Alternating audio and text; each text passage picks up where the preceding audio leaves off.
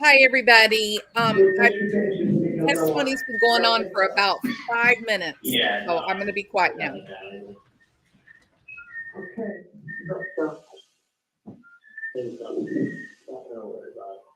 Now. So you'll be at the office, you'll be in our office all day tomorrow? From 11 to probably like 3 hours to dawn. Oh, really? It's done for the day? Well, then I get a fantasy ball. Oh, you're Santa. Gotcha. I hate this area of like High's Dairy and 95. Very crowded. Oh my God, the traffic to go from like, I mean, literally for me to go from like, up this chain to like all the way to like 95, the amount of time it takes me to go from my house to South Beach. Well, just east-west.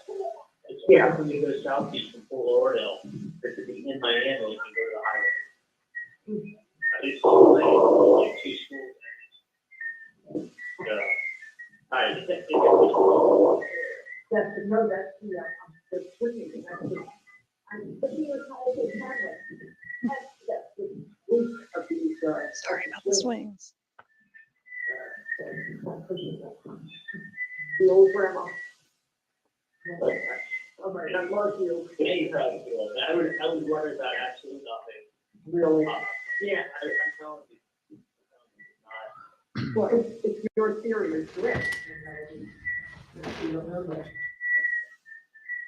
Well, listen, I mean, if you have to realize something, it does them no good. Yeah. At the end of the day, there's nothing. They're not going to gain anything. You're still going to be in the same situation. And it's not like, listen, it's not like you've ever threatened anybody or hurt anybody. So, No, I don't. Listen, the thing is this, is that they're not hiding who they are. Right, not at all. Not at all.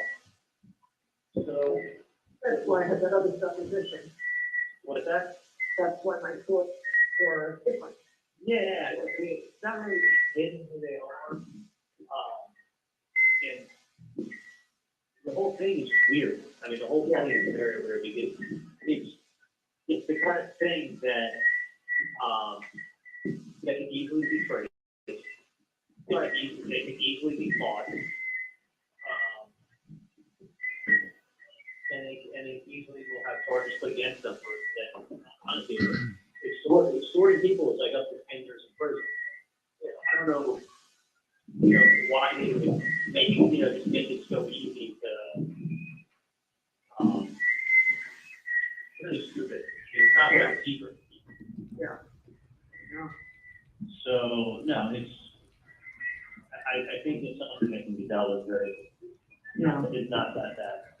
Okay. It could be a lot worse. Let me reference it to you like that. Yeah. So. All right, sweetheart. I will talk to you maybe tomorrow during the day or night. You'll let me know. Everything is good for the dinner. Fine. I'll clear it. Okay. Bye. Love you.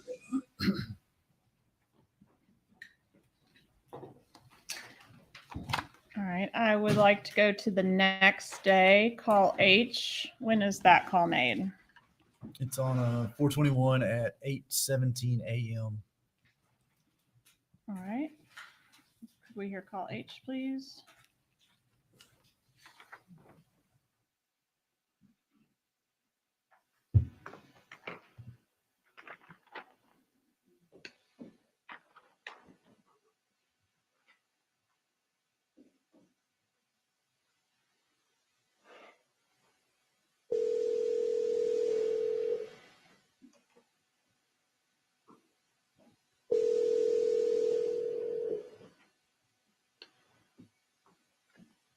Listen, I'm gonna tell you something right now, and I'm gonna make this very clear. I'm gonna make something very clear because you're talking belligerent bullshit.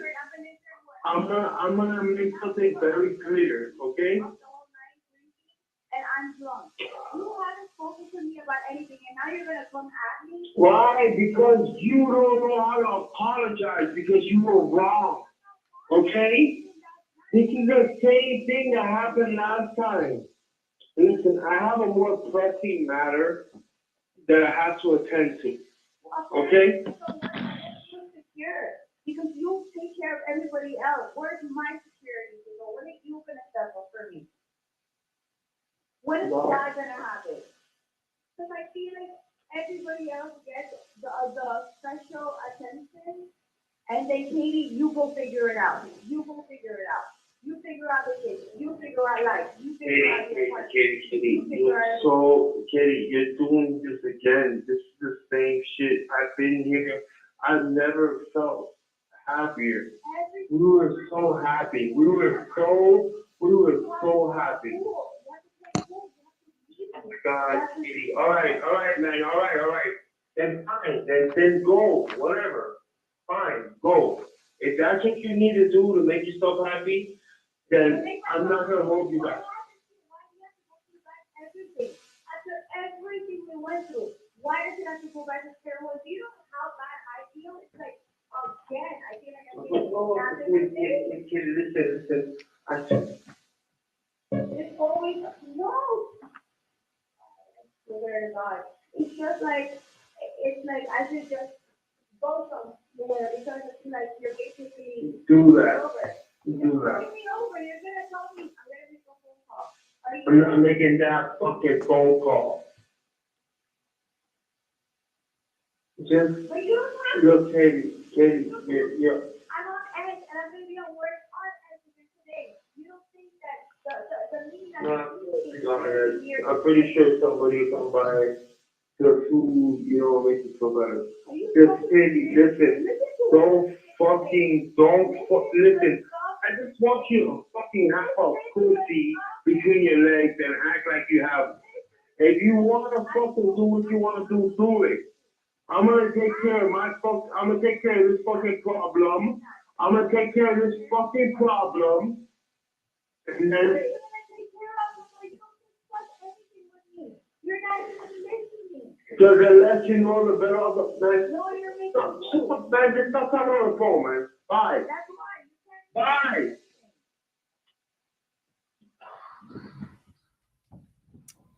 Who's the male voice on this phone call? That's Sigfredo Garcia, also known as Tudo. All right. Doesn't sound like everything is going too fine on that end, huh? No, not at all. All right. Play call I, please.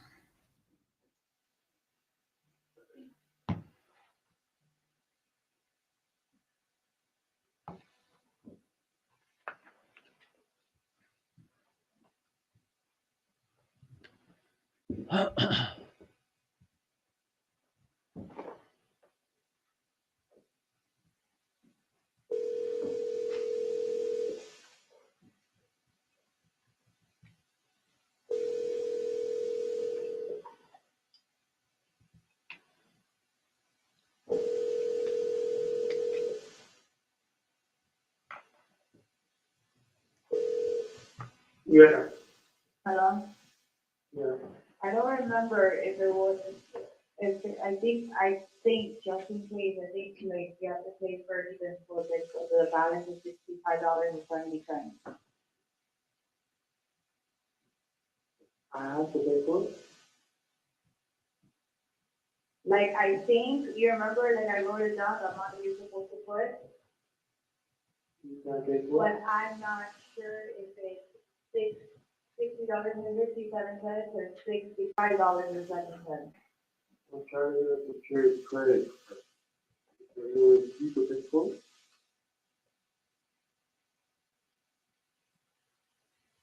I'm just telling you, I don't remember if it's either one of those numbers. Well, you're picking them up today, so. Huh? Now, The what? you're picking them up today, so you'll find out when you get there. The amount that I gave you on a piece of paper. I don't know if it's $60.57 or $65.07. Got it. okay? So there's no credit cards that I can use in his school. So it makes no sense. Got it? Understood.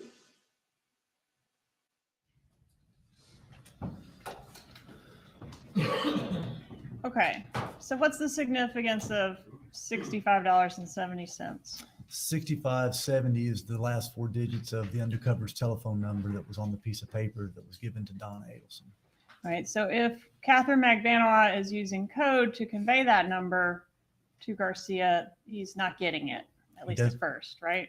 At first, he does not get it. He thinks she's talking about a real number till the end of the call. All right, and the code that she's using is, I need $65.70 for something to do with the kids' school, right? That's correct. Okay, and he, as we mentioned, doesn't get the code, so he's thinking she's really asking for that. Correct. Does he appear to have $65.70 for the kids' school? Apparently not. And the 6570, that phone number, that was on the piece of paper that was handed to Donna, correct? Correct.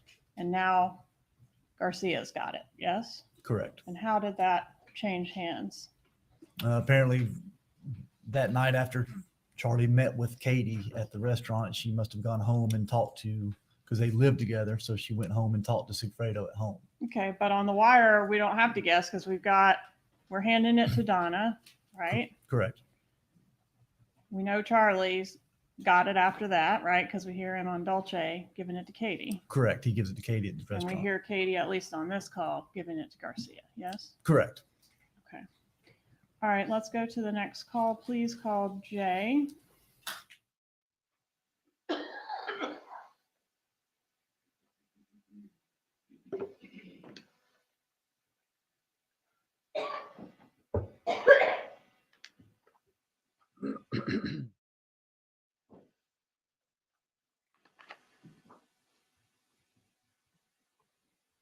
Fine. Hey, what's up?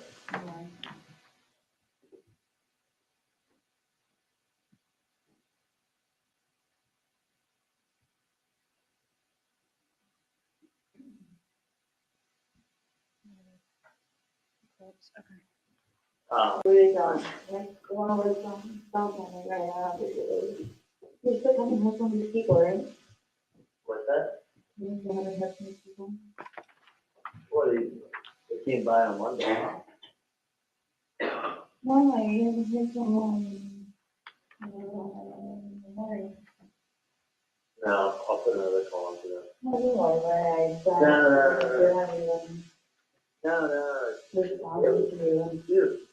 It's weird. Yeah, really fucking weird. The other choice is, I would say postcard in anyway. It's got the pool, it's got the food, it's got music, it's lively or anyway. Just call them, I'll find out what it is, and I got you. No, it's not bad. Really not. Alright, it's fine, I totally forgot about it. I not forgot, I just called it yesterday. I'll put another call today, with some recommendations for it. Yeah, but I was telling you before, I don't think that's what they're here regardless of what people investment. I see what you're saying. Yeah. Yeah. Because there's that, I was looking at properties and then I would say, I was asking, I was like, oh, this is how you get investment and you said, no, that's so stupid. Not like everything, for the type. Alright, I got what you're saying. So you're just gonna look into a couple of things, a couple of properties regarding that and find out, what's going on. And then we'll come also from there, because, you can't just jump into like, what you didn't even know. You can't jump to a property, no. Exactly. Like, If it's you either the can property. like it, how is the security gonna be, and, do you first class of security, or is it a lot more into it, so. I'm trying to do the research for that. Find out, because usually when these properties come up, I mean, they have to everybody. Exactly. can't do But that. then I don't think that's the case, like, I feel like it's, like it was posted incorrectly. And it's just that, you know, some people buy it, some people don't. Yeah. So it's like, you know, you go out and fish in there and it's really vital. But fishing, Yeah. you throw the chunk out, and they're all gonna go out. Yeah, instead of chum, a bunch of fish come and they want to jump on it. I mean, I kind of think that, Yeah, but for the pricing, it's registered. So it's, you know, it's unfairable. way too high for pricing, right? Yeah, of course, that's crazy, like, who pays that much? I Yeah, mean, if no, they really wanted to get something, that they would afford it, be able to afford it, you know? yeah, hang on 1 second, Danny's gonna ask me a question. Hey, Scott, sorry about this, we recorded call. What's up?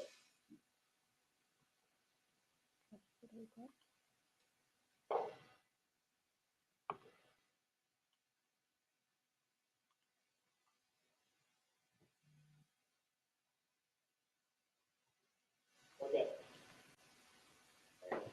Mhm. Okay. But yeah, it's just crazy that, it's so nice that you're in real estate now. Yeah, no, It's just so crazy that like, it's giving me a lot more knowledge about everything, so. Yeah, real estate's a great profession. I mean, honestly, it's one of those things, the sky's the limit. You get in with the right people and start getting the right stuff and you do extremely well. Yeah, I'm learning as I go. I mean, I'm thinking, I go home and I'm thinking, like, you know, my research and stuff about things, and then I try to ask advice too, you know, like coming from somebody else's point of view.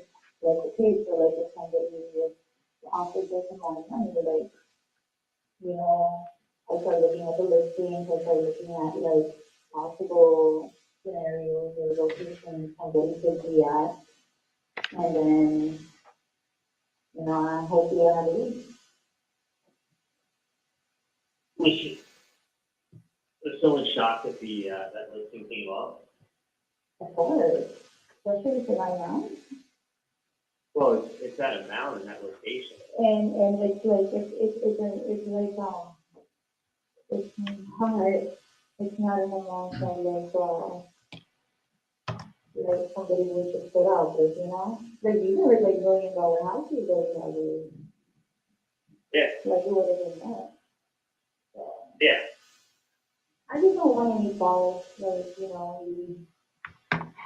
so it'll waste my time. But you don't think alarm bells went off everywhere? Not that I know of, because it's like if the person was very interested about it and knew like a lot about the property, All yeah, right. it would have been a totally different story. It would have been a done deal and like things would have been fine then, you know, it would have been over. But Yeah. it seems to be like one or two scenarios, which I'm still trying to figure out right now. Because I'm still new, you know, I'm still trying to figure out how. And the thing is that property came with a full listing. Like, it came with. Yeah, with all the information, I think With all the you get all of that stuff in MLS, you know, you get all the information and demographics of everything. So, But then again, you can have a listing everywhere, everything's accessible. yeah, I mean, it was crazy. It's like, I mean, it came with everything but pictures. That's my favorite. We can have Yeah. pictures for everything. Yeah, no, it was close to it. Yeah. But anyway, So let me find out first, regarding the property, and then we'll go from there. to be very honest with you, I'm not very interested in buying property. I think to buy a property like that, this is the thing. You buy a property like that, it's like that is like what you're talking about, Mm-hmm. it's a headache for life. Because Yeah, but then it's doesn't like, stop. because you don't want to get stuck either in a situation where it's like, it's a false advertisement. Oh, yeah. And It could then, be, listen, it could be one of two things, and this is what happens when stuff doesn't get the MLS closed.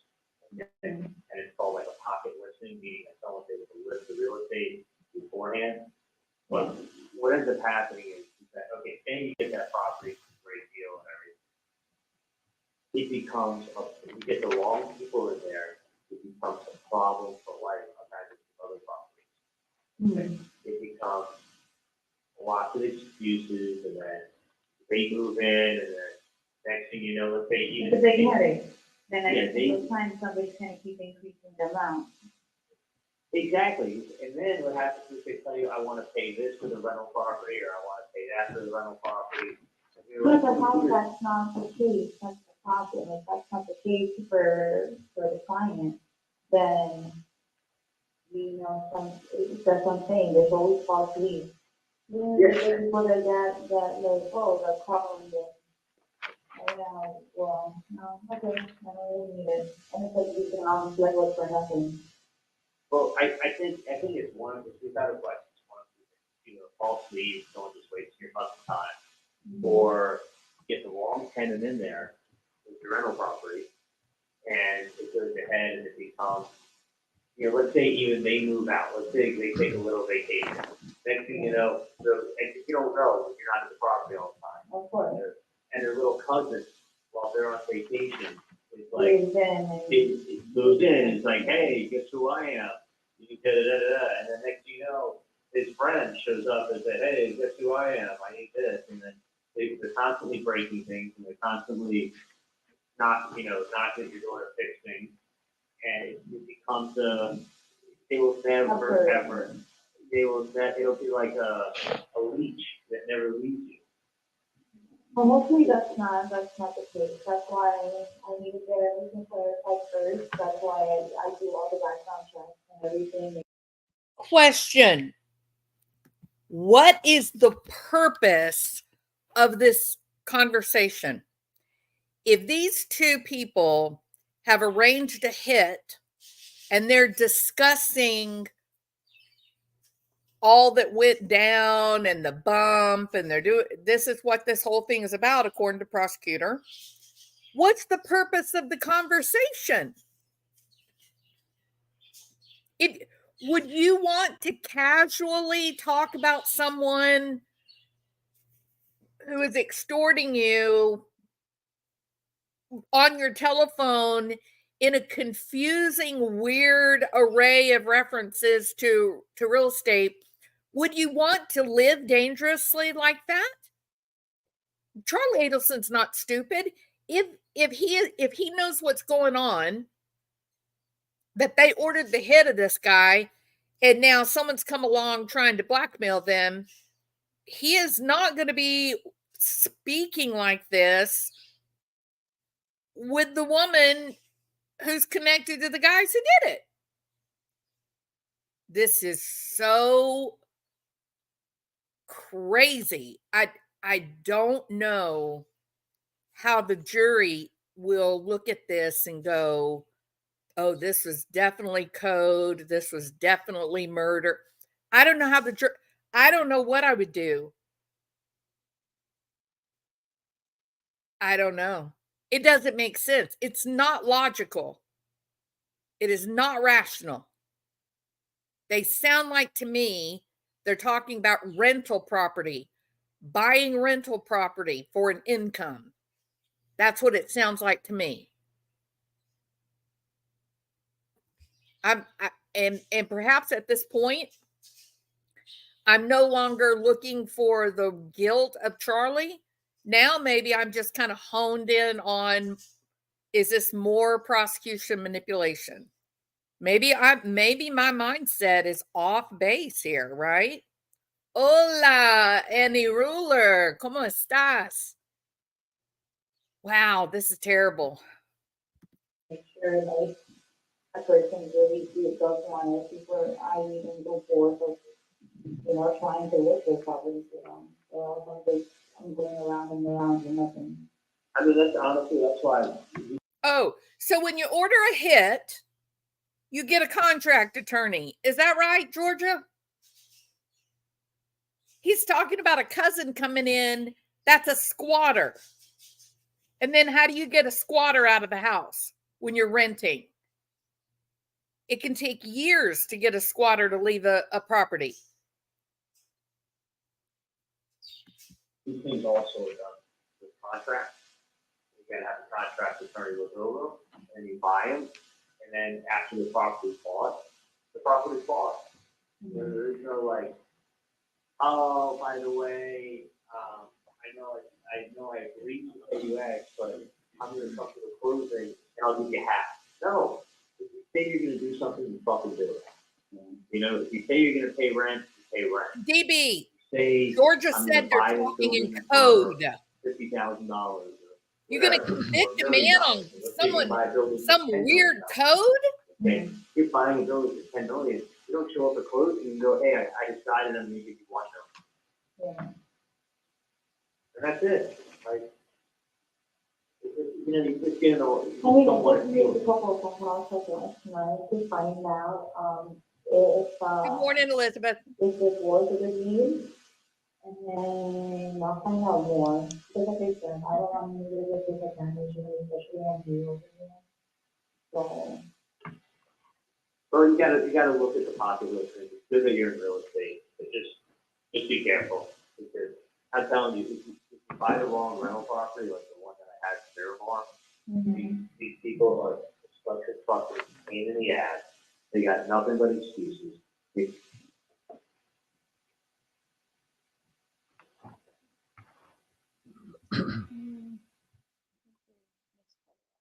Jesus Christ. Magvanoa's code words. Oh, the code words. But excuses. They fuck you over every chance they get. By the way, did I tell you I had to take everybody out of their Miramar property? Everybody that knows that Leonard. Oh, you don't know the thing? That Miramar Last property. little nugget.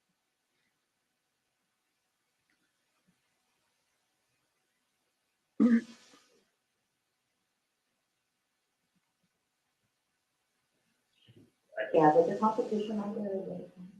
Competition's fierce. I mean, there's a lot of, I mean, you're hot. We need an expert code breaker, DB, for sure.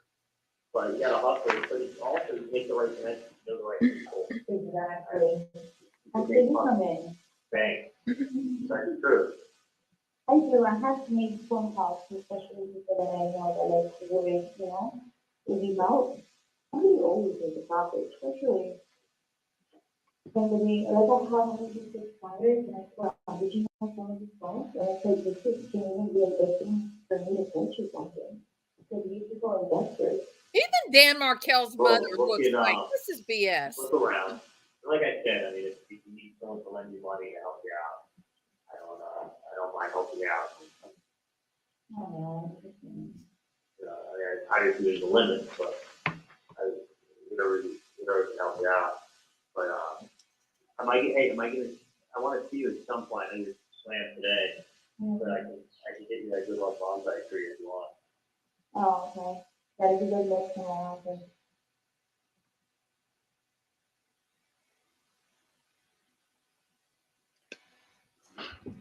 Oh, what is the bonsai tree? What is the bonsai All right, tree? so in Oh my this God. call, could we publish demo A, please? Oh, it is. Okay, we better do it.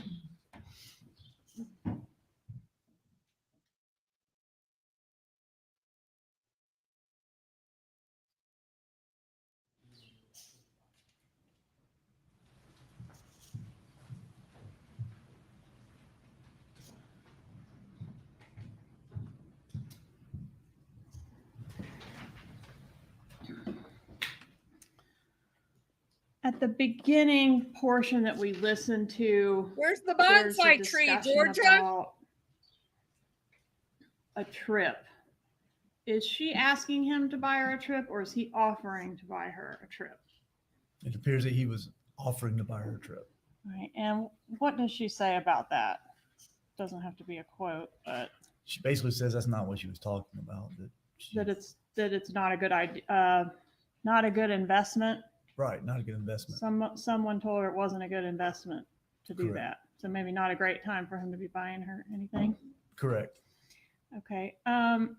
She says that he is going to God. look into a couple properties. Does she ever say the name Sigfredo Garcia to Charlie Adelson? Judge, objection, meeting this sidebar, please. I am terrified, people. This should scare you to death.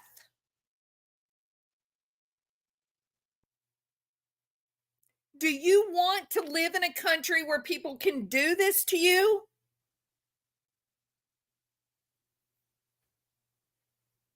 You're gonna convict someone of murder on what you think is a code? That doesn't even make sense. The code is mindless.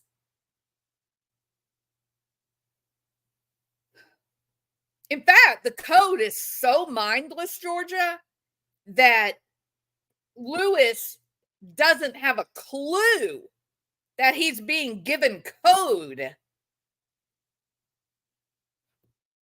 This is terrifying. If you guys are listening to this, look at the guy sitting behind Dan Markel's mother. He's smiling and laughing. The YouTuber over her left shoulder, he's sitting there like, oh my God, what have I got myself into? I'm ready for people to start being honest. I'm ready for people to start talking about this evidence instead of, ooh, Wendy is so awful, and ooh, look at what a bad gangster Charlie is. Can we just really talk about the evidence can we talk about what is happening in this courtroom, please? Can we talk about what is happening in this courtroom in the United States of America? This is terrifying. They literally hate this family, Elizabeth. The hate for these people is incredible. On the recording, when Donna is pushing the kids and she's like, oh, I love you, honey. They're saying, ooh, she's so creepy, telling the kids she loves them. That's creepy for grandma to say, I love you. How's that creepy? I don't understand. And again, thank you, Peter Tragos.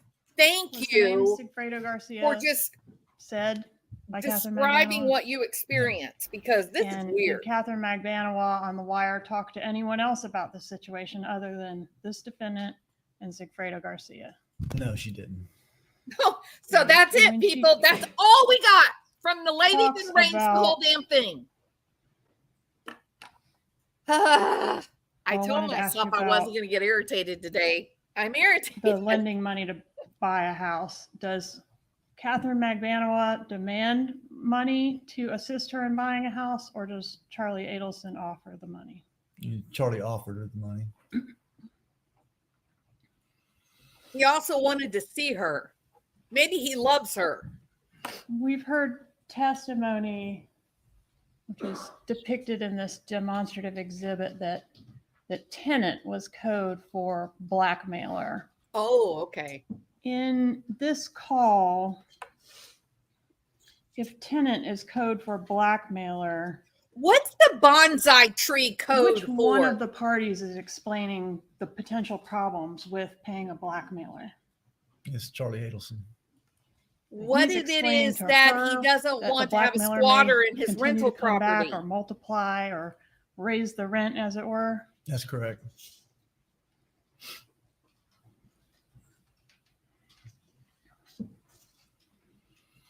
Does this investigator even look like he buys this? Or does he look like, wow, this is so Okay. uncomfortable? Let's move on to the next call. Please call Kay. My goodness. Sorry, what? I don't know, DB. I don't know. I want to know what the bonsai tree represents, Georgia. What's the bonsai tree represent? Tell us.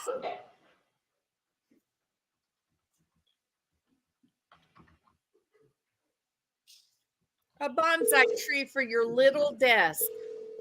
That's got to mean something in this world of gangsters and toad talking. Good, how are you?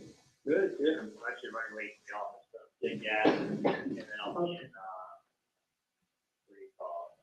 I'll be at the office, and then I'm gonna go to Weston, and then, whatever time I get done with Weston. And then that one's taking here, it's not, I don't know. What do you might get out late, is that what you're thinking? I don't know what time I'll get out, no.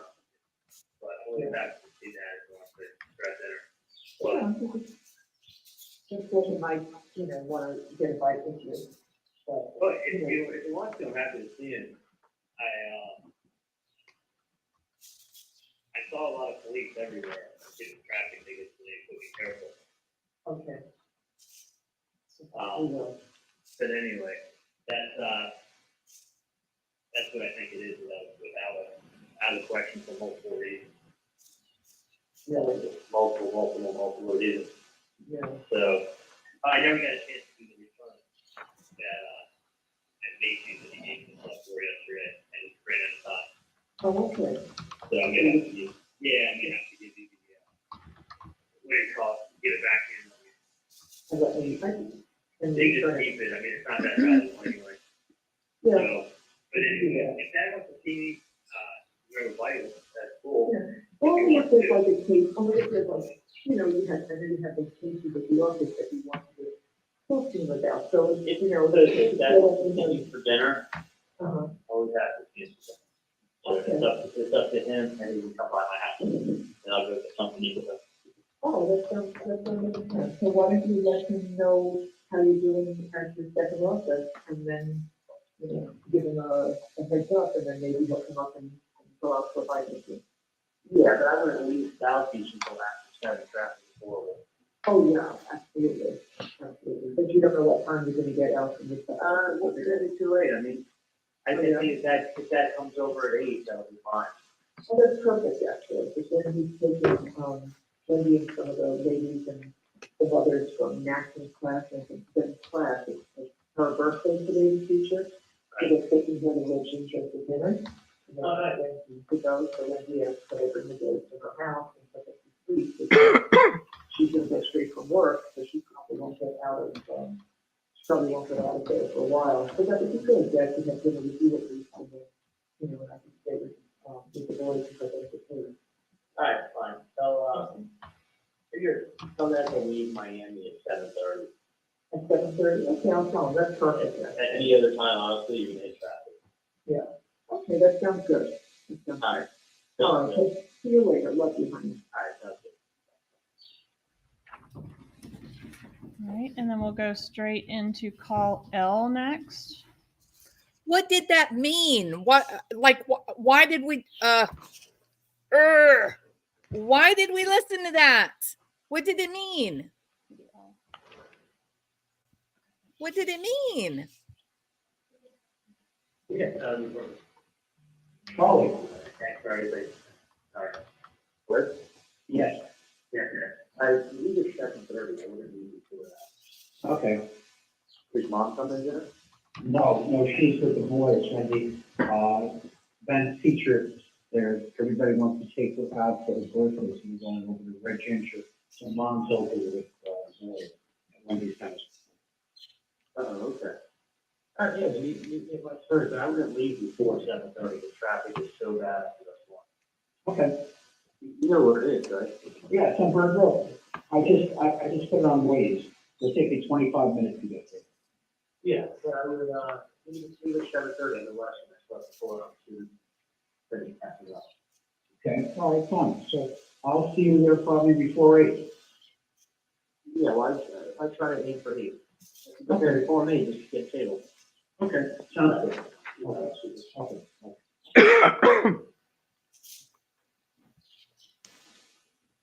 What did, oh my Did a meeting gosh. occur at Matt Surrey Restaurant? Yes, it did. Who was present at the meeting?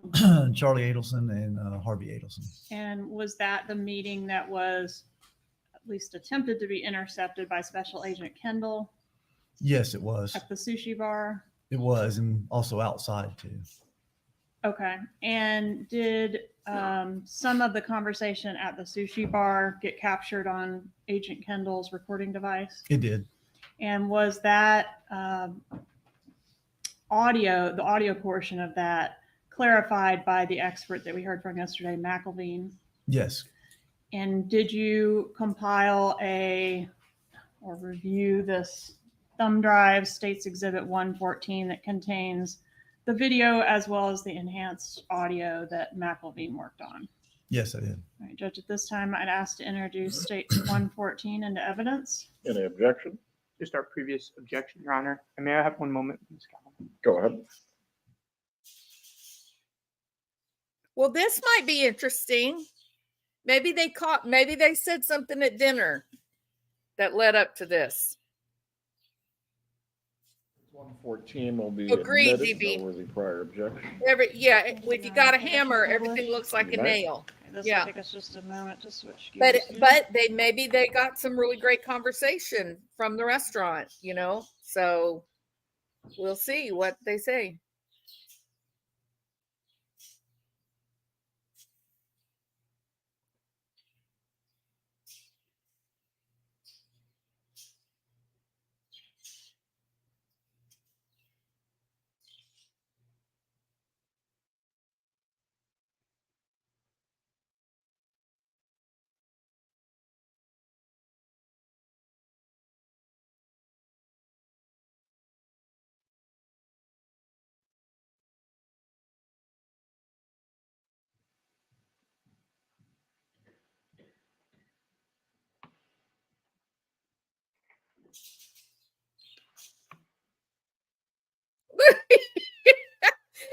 I'm sorry, you could make a meme out of that face.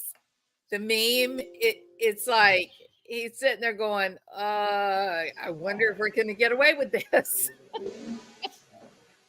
Sorry, bad sense of humor. Could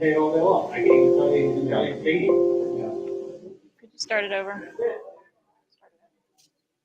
He looks guilty, Grifter. Could you start it over? Because I appreciate you adjusting the volume, but let's He just looks try like again. maybe they took this a little too far and she's reaching.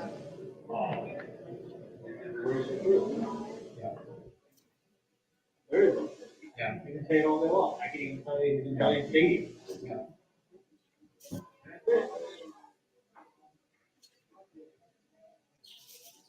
Yeah, all day long.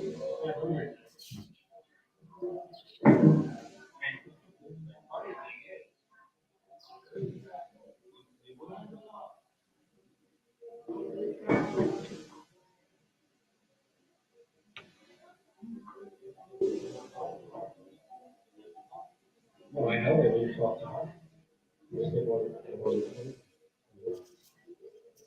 I was surprised they didn't come to you. One or the other.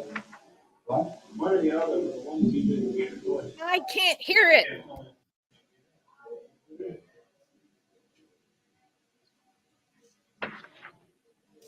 That's what Katie agreed with.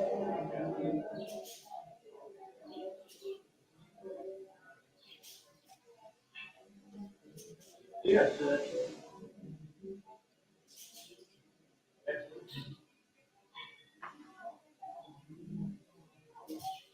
You're right. I think it's, I actually think it's. Oh, yeah. Yeah. Oh, they got him, DB.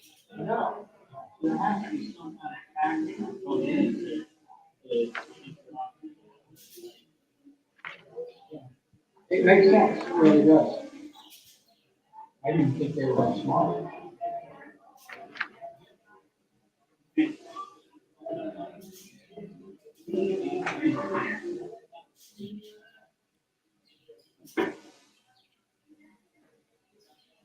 It makes sense. I didn't think they were that smart.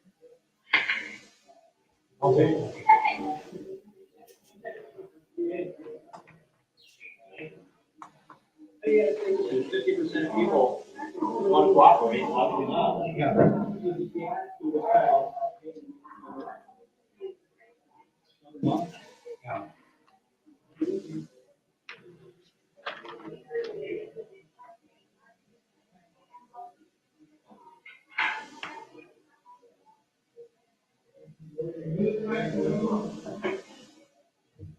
I got my headphones on right now.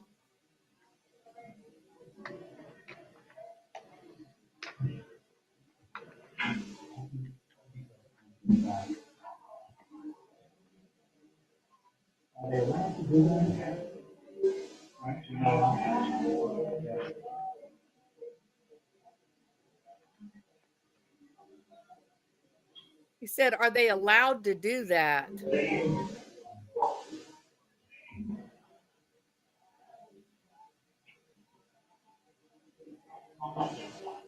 Yeah.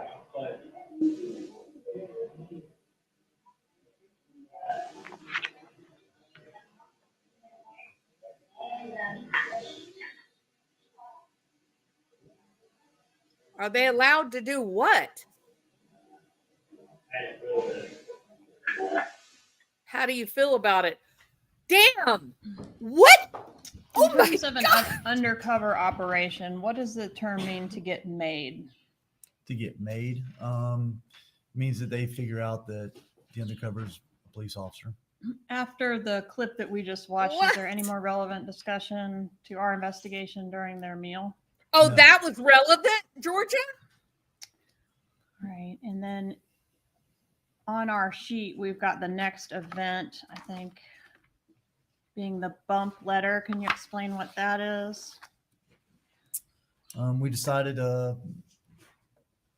nobody was calling the number. Nobody was calling the undercover. Oh, So we nobody decided was to send a letter calling. Nobody. to the Adelson residents purporting to be from the extortion person, the undercover.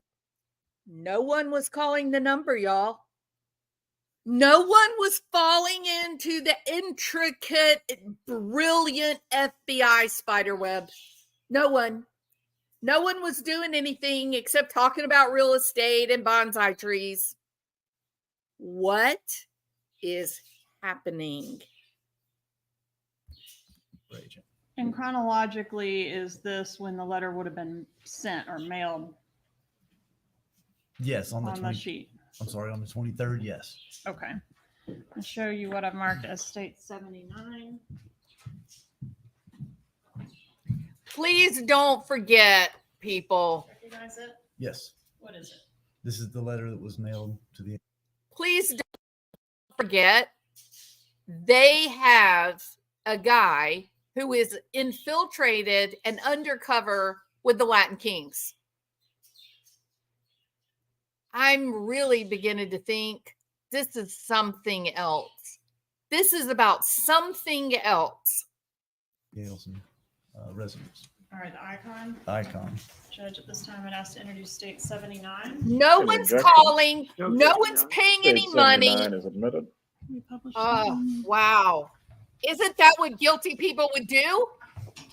Wouldn't guilty people pay the money to keep you quiet?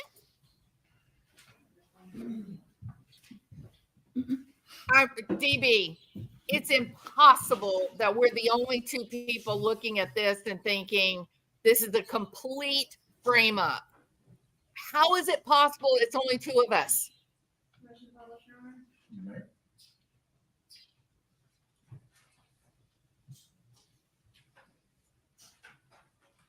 So as far as where the letter was mailed, this is the actual photo of the actual envelope. Correct. Okay, now this is from the FBI. This is the FBI sending this shit. My phone is not ringing, so you don't care Thank you, about Elizabeth. Tato and what he did for you. He knows he is fucked, and so soon, so will you. This is from the police, guys. Not from the big bad mafiosa. This is from the actual police, the so-called good guys.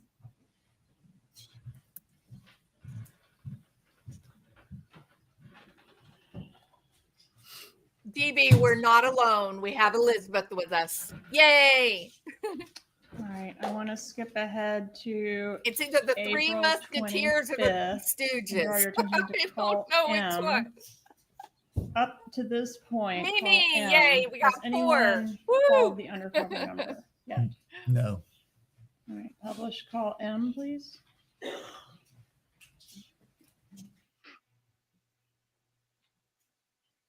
One moment, Your Honor. Yeah, thank God for the lattice. The lattice work made it look very mysterious and nefarious. Absolutely. Takes a second to That's fine. pause. Thank you. You're good. Thank you. Okay.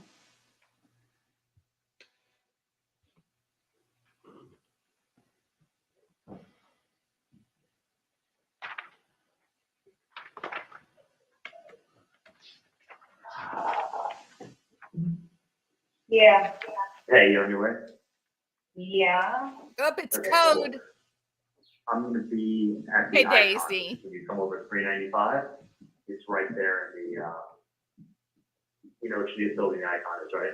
That's all the way in South Beach, right? More Like, code. Yeah, when you come over, Like, it's a lot of nothing out there. You can go a little bit more north, or just go north anyway. I will, I'm standing outside, I was talking to my parents about it. Huh? I was talking to my parents about my day. I was standing up. No, I was talking to my parents about my day. Oh, okay.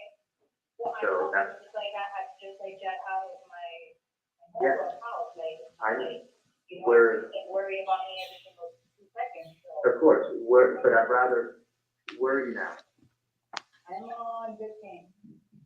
All right, just do me this one favor, just come down here. Okay, is everything okay? Yeah, I just want you to come down here so I can see it. We're already in the car. It's on the icon is on the corner of Fifth and Alton. It's that big building when as soon as you're on Alton and you cross over Fifth on your right hand side. Maybe Okay, this is going to have and teeth, anywhere else y'all. like that? I can get my car and start trying to find you, but then we gotta drive far. I'd rather you just come over here. I know, but that is like a part of South Beach, like, that's stupid for me to go all the way down there. Okay, I'll get my car in 5 minutes, I'll start heading this way and I'll get my car and then I'll meet you somewhere in like 15 minutes. You know, I got to still need say to talk to my something parents here. for 5 minutes and then I'm gonna leave. If Katie Magbanoa, if she believes that Donna and Charlie are fixing to give she and Lewis a big payoff, why doesn't she want to come get her money?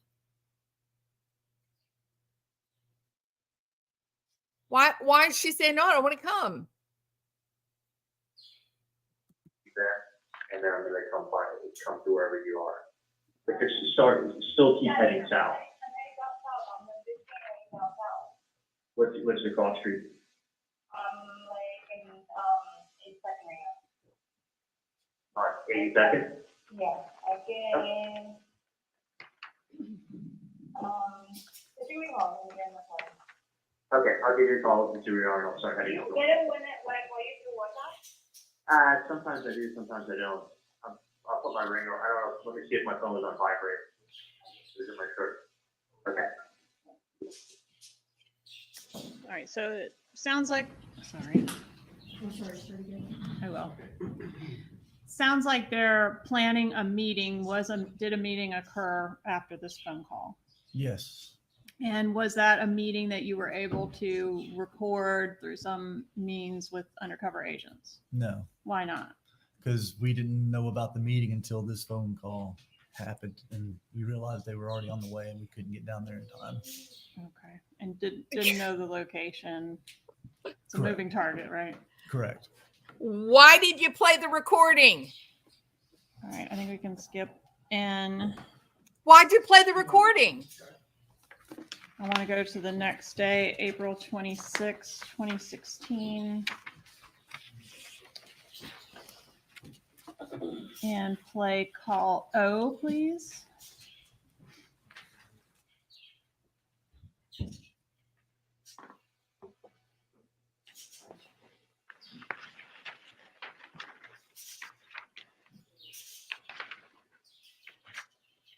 Hello? What's going on? I don't know if you talked to a lot of you, but, did you know that I give you an extra money or something for his children? Of course, it's cool about them, that's fine. You got more than you got everything to do. Right, Okay? that's me the property then. That's probably personal, I don't know, what you talking about. You're the same. All right, your son's asking about you, so I'm gonna have to set up a conference, I'll send it to you. So, your son Well, wants to. yeah, obviously, I have to call. Yeah, give me a call back. Call me back. Or if anything, I'll drop them off to your mom or something like that. You want them What are off? you talking about? You can hang out. Don't involve my mom in anything. You call my mom, you call my mom and check she, I'm off the next, and you call her, What? Okay. What? I Is the can't watch next this item trial we anymore. have on here a text message. Yes, correct. And how is it you're able to get text messaging on the wire? From the wire, we also get not only audio calls, but we also get text messages if they're sent through regular text messaging through the All right. carrier. What if it's sent through WhatsApp or some other type of application? We do not get that. All right. So this next text was sent through regular iPhone message, I believe it was regular text message. I text believe. message. Okay. Could we look at P, please?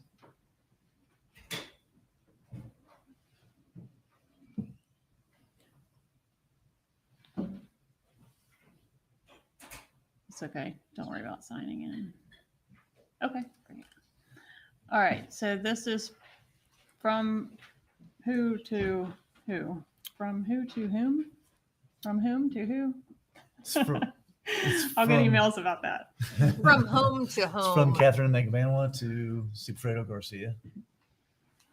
Okay. All right, and then Q, please.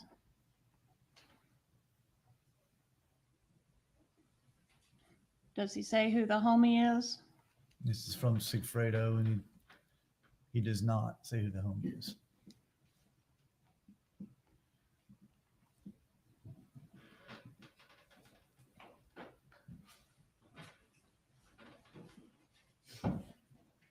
All right, I'm gonna go to call R next. It all revolves around Catherine McBonawa, doesn't So it? let's call R. Every bit of this is about Katie. Katie's involved in every single bit of this.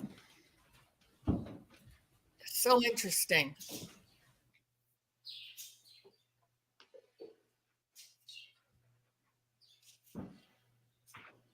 I'm waiting. I don't even really need a smoking gun at this point. I'd just like to see some actual Good evidence. morning. Hey, how are you? Good, how are you doing? Good. Hey, what's going on? Not a whole lot. Picking up some things in the house. I was, babysitting the hours, so I'm working on everybody's salary for tomorrow. Other than that, everything is good. That's good. Good. You feel better after what I told you last night. Significantly. Yeah, it makes sense. It makes 1,000% sense. Yeah, so I know it does. And I think that's what it is. No, that's what it is. Anything today, those sort of things you get taken care of. Oh, yeah. And once they are, would you let me know? Yeah, no. Please. Well, it's only, it's a walk on the appointment today. Where's that up? It's not like it's not like it's 9 a.m. It's like, I got a conference call. I get called a patient. So anyway, Yeah. But can I tell you something, the more I think about it too, when someone writes, you don't care, you know what that sounds like? Like, well, Yeah, it does. you don't care. Yeah, that's exactly how they sound, you don't care. Well, I've never met the person, so I don't care about people I've never met. No. Have you looked at the notes from the girl or? Her girl thinks you don't care. That's the first thing they say. That's the first thing they say. You don't care. Well, guess what? I don't care about anyone I've never met. Yeah, it's true. So that's what it was, and that's why you had like a mediation or something. It's Katie that is trying to squeeze him for more money. That explains it all. She's fighting with Sigfrido about money. She's fighting with him about money. She's the one doing it. Right. Without a doubt. It's not, I mean, listen, I actually do know how these things are done. And that was the same thing that I said, it's not done yet. Right. No, that's what she was doing. No, it's 48 hours. Just enough time. Let me take this call over. I'll bear it back. Go, okay. Let me- This is terrible. I feel so bad for this guy. So the discussion of you don't care, was that language that was used in the letter that was sent to the Adelsons? It was. All right, on to call S, please.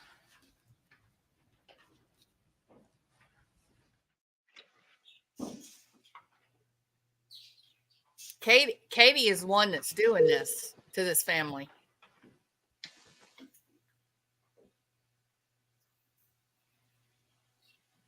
Exactly, DB.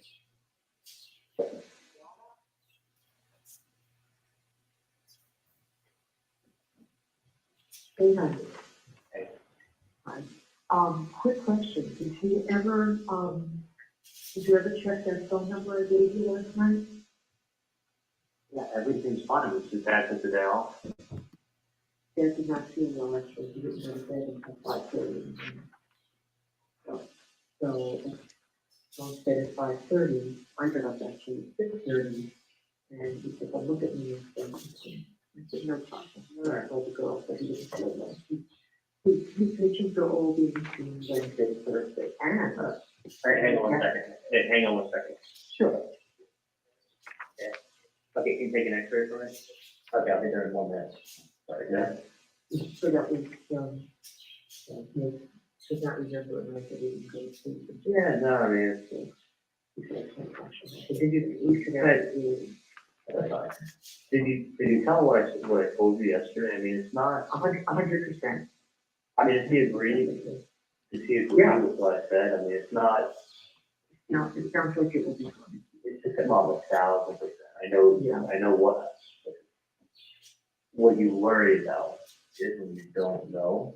Right. So you do something. No, but it sounds like this company usually fixes those bridges pretty quickly, so they should be. Not like this fucking nonsense, because I really don't want to come down there anymore. I need to distance myself from them. I mean, just hear me out and listen to me. I am.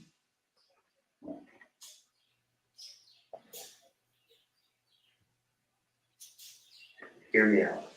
I am. If you don't know who the person is, it's a much bigger problem. If you know who it is, it's very, very easy. Okay? Right. And you always, I mean, you guys are notorious for always getting booked up over everything rough. As long as I've known you, it's always been, it's always been, everything's a big deal, that will get worked up about everything. Everything is a huge deal. And you're saying, like, this is no different, but I'm just telling you, like, stop. Because it's not anything more than nonsense. Okay.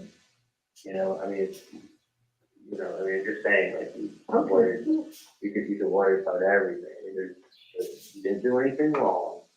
You didn't do anything to anybody. Somebody is fishing. Let them fish. They know too. That Which is exactly what they were doing. So it's not like, it's like me going to my next door neighbor and saying, hey, I know you're, whatever, like, okay, they look at me like I have 3 heads, I mean, that's pretty much the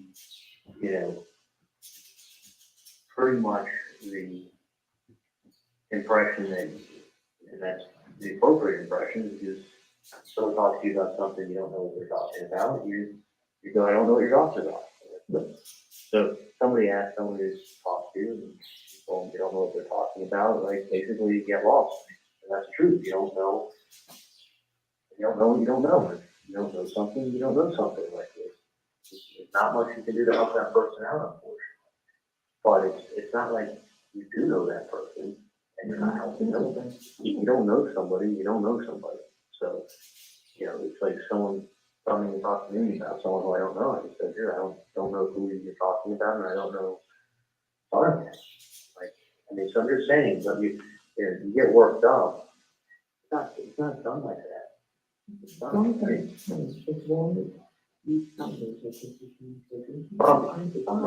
taken care of, but that's that I know it's being taken care of. But I know yourself all worked up and all fucking crazy, and that has to stop. I mean, I really don't want to, you know. Okay, well, I did have to talk to you, didn't I? Yeah. I mean, wasn't that important that I contact you? No, I know that you're you know, Well, he said he was, but after we spoke last night, and then he never mentioned it. That was the cause. tough to see that you get yourself all worked up. I and know, everything. I know, I know. And it's always, I'm just saying, it's always, you're getting a little better in time, but I'm just saying, it's always, you know, all worked up, and it's, I'm trying. I know where it's Not coming from. good. I know, but, I I mean, understand what you're saying. I totally understand. and you don't realize, I mean, like, you probably watch too many movies. Probably. It's not like, oh, like, yeah, we'll get one of them, and then the other one will just start paying. Like, the stupidest thing I ever heard, it doesn't work like that. Okay, you told me all this history, I know. I understand all this. Well, they taught Charlie, didn't they? They sure got him. Damn. Well, that's great, but I'm just saying, it's not like, you know, there's nothing, there's nothing, no, I mean, there really isn't. I mean, listen, someone wants to bother your nonsense with threats, I mean, it's not uncommon. And when you get nonsense and threats, I mean, first of all, they don't give you a number. I mean, everything is so traceable, it doesn't, in a billion years, I mean, especially in electronics, is extremely traceable. The other thing is this, is that, I'll let you on a secret. People, if someone doesn't want you to know what they look like, they wear a hat, they wear glasses, they put on a beard, they, you know, you could look at for $5 at the costume store, you can buy an Abraham Lincoln beard. You put that on. Yeah. And you wear glasses and a hat like everybody else on South Beach because it's really sunny outside. So someone would come over wearing a hat and glasses and talk to you. So you can't see the corners of their face. And they walk around with a big fluffy hat and glasses and come by. Like, no, it's not that. That is not how it's done. Yeah. If someone has someone to go, it's either a complete nonsense, which it is, but somebody has someone who can go there and tell them something. And that's like the guy was, that's basically what he did. You know, all right, I'll go there and I'll tell him something. Right? And that's why he's done things done like that. Otherwise, it's not, you know, listen, you didn't do anything. You didn't do anything to anybody. You didn't do anything to where these people are. They're not going to go through the amount of planning and stress and logistics and risk because something can always happen. I mean, like even the best laid plans, I mean, even the best laid plans, you could have, you know, there could be an off-duty officer taking his dog for a walk. Just happen to come around the corner. This just happens. Something happens to happen. You know, or somebody goes to do something and has to go to turn, they carry their knee. You know, they're laying on the floor with a torn ACL. Like there's a lot of risk when somebody does something. There's a million and one things. So to do that, what's the reason? There is no reason. And that's why there's nothing that, you know, it's nothing that you have to worry about. And it is being looked into. Yeah, that's all I'm wondering. Yeah, I mean, but it's not like, you know, trust me. I mean, you'll probably get a heart attack from things before. I have a question. Okay. How many times have we told people, you know, somebody would say, look, I got threatened. My ex-husband or my boyfriend threatens to kill me. Right. And so you go to the police and you say, I've got a stalker. This guy's watching every move I make, or they're threatening to kill me, or they're watching me. And what do the cops tell you? Oh, well, we can't do anything until he actually does something. We can't charge him with a crime for thinking about something, blah, blah, blah, right? You get told, that it's something. Okay, I'm going to tell you something right now. If somebody walked up and handed that exact note to me and I read it, I would be scared. I would read it and I would think, okay, a crazy person is bothering me. This is not good. Would I go to the police? No. Why would I go to the police? The police are just going to tell me they can't do anything about an anonymous note. They're not going to take time to take fingerprints. They won't do anything. That is the exact truth. So the fact that they didn't pay money, they didn't call the phone number, they didn't do any of those things, to me is they're having that reaction. It's crazy people. And when you consider that Dan Markle had been killed, they're aware of maybe the cops are thinking we did it. Maybe this is the cops.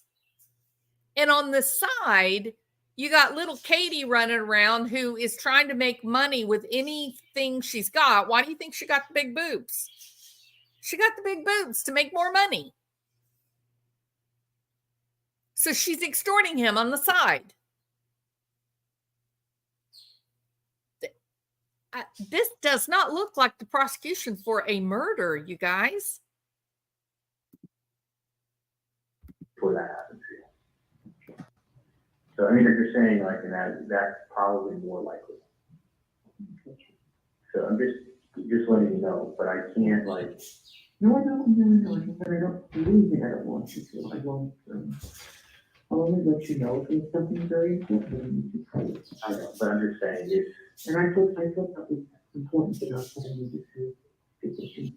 Yes, I spent my whole fucking night down there last And night, I get it. believe me, I know. You know, I mean, I'm just. I want you to go home and have some peace tonight, so please just. Okay, no, I was really planning on going down there and talking to you. I'm just saying, like,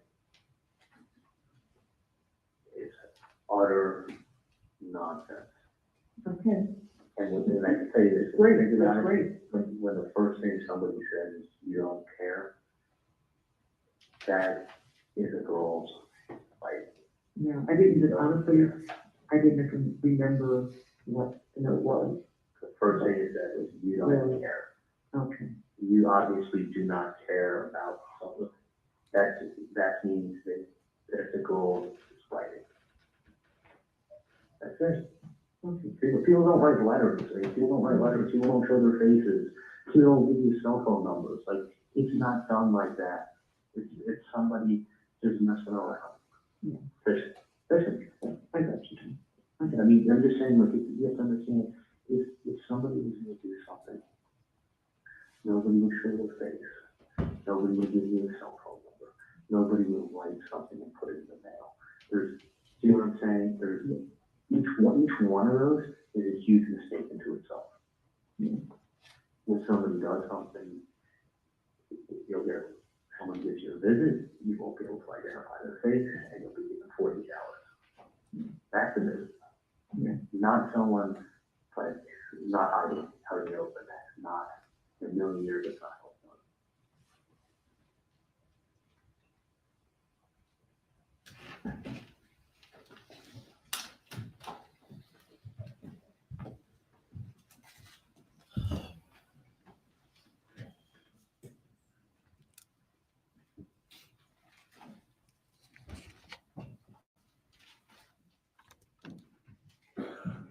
Next, I'd like to play Call T, please.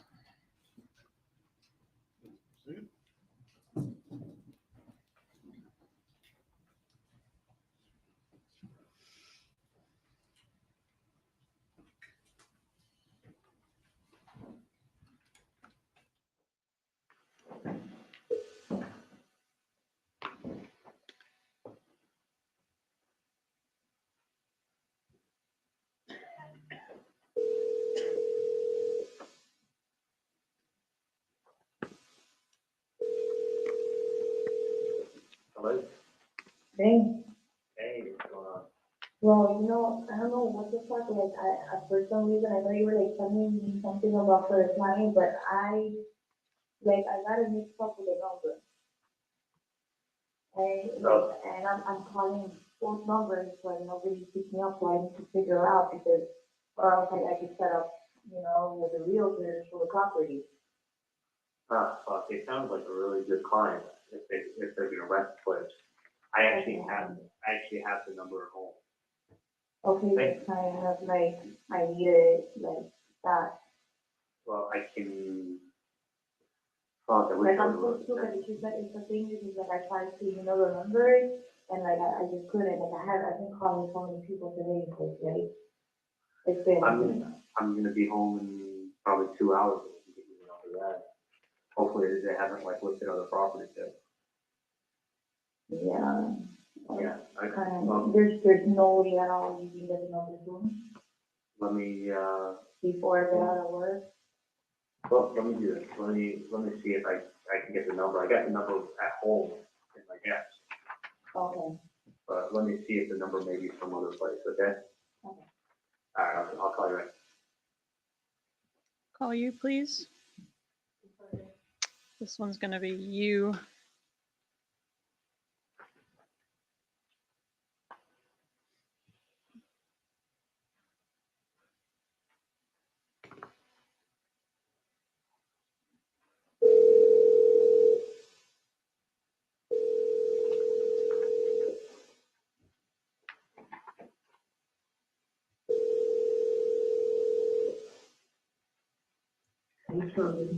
Hey, can you hear me? Yeah, I can hear you fine. Okay. Do you remember the number that was written on that paper the other day? Because I have it at home. And Jones. Okay. The gentleman just called me asking for it because they thought they remembered it, but evidently they remembered it wrong. So I'm gonna have to get, okay, I got the paper at my house, so don't worry about it, but, okay, you didn't write the number down anywhere. No, I gave you the paper and that was the end of it. I know, but I thought you needed to get the number down. I didn't. All right, because they're calling me now for the number and I have the paperwork in my house. All right, I'll get it done in a few hours. Okay. Yeah, bye. Yeah.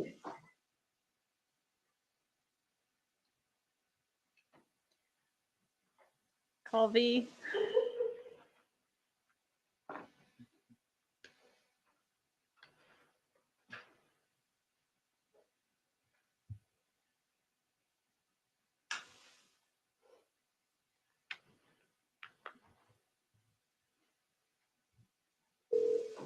Hello?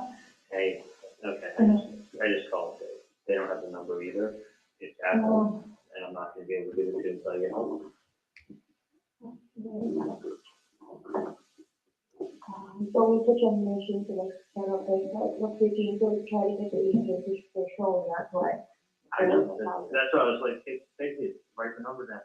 I know, but it's like I'm so good at like memorizing shit, like I do this all day. Like I have like 1,000 numbers on my phone now, and then now when somebody calls me back, I don't remember who it is, so I'm gonna speak every person's number.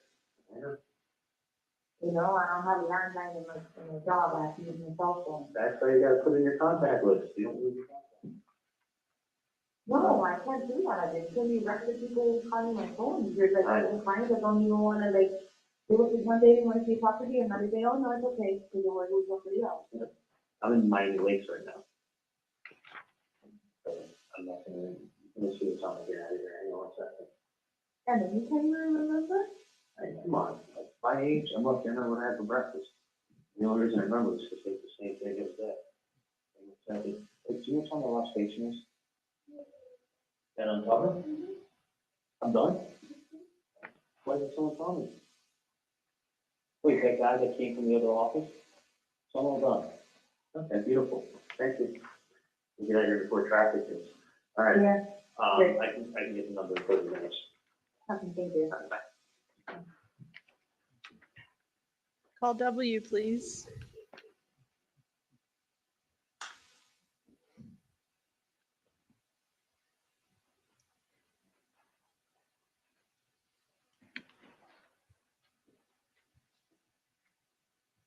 Hello? Hey, Hello? How you doing? How you doing, Papa? Hey, Cookie. I think I remember one of the things that I had to tell you. Yeah. One of the properties. Yeah.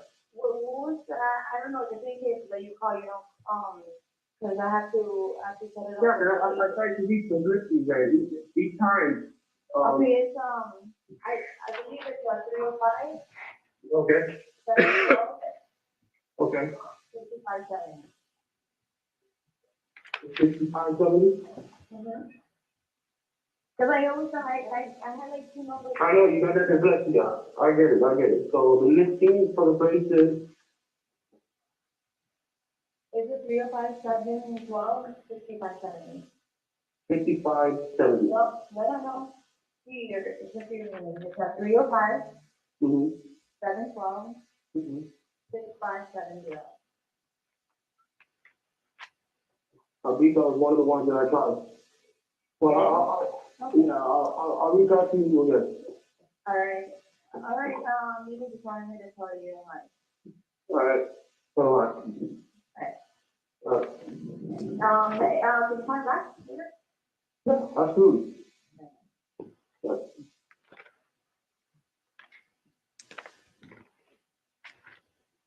Was the number being relayed in this call, we just heard the correct number for the undercover? Yes, it was. As of this point, has anybody called the undercover yet? No, still have not called him. All right, let's go to the next day, April 27th, 2016, and publish call X, please.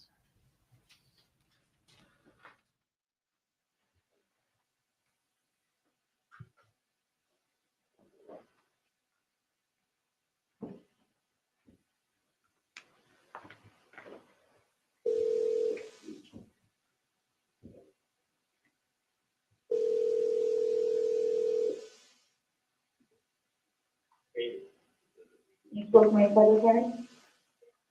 I did. No. So she picks up the phone. First of all, she sounds exactly like the phone.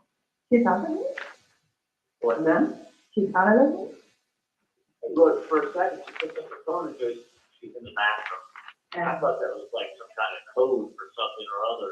She's like, she's in the bathroom. And I'm like, is she in the toilet or is she in the bathroom? I'm like, that's like a bitch. I'm like, what's she trying to tell me? I'm thinking like, has she been, I was like, asked her, has she flushed? Or is she still floating? I want to flush. the whole bathroom thing. I want to flush. Yeah, she wasn't flushed. Okay.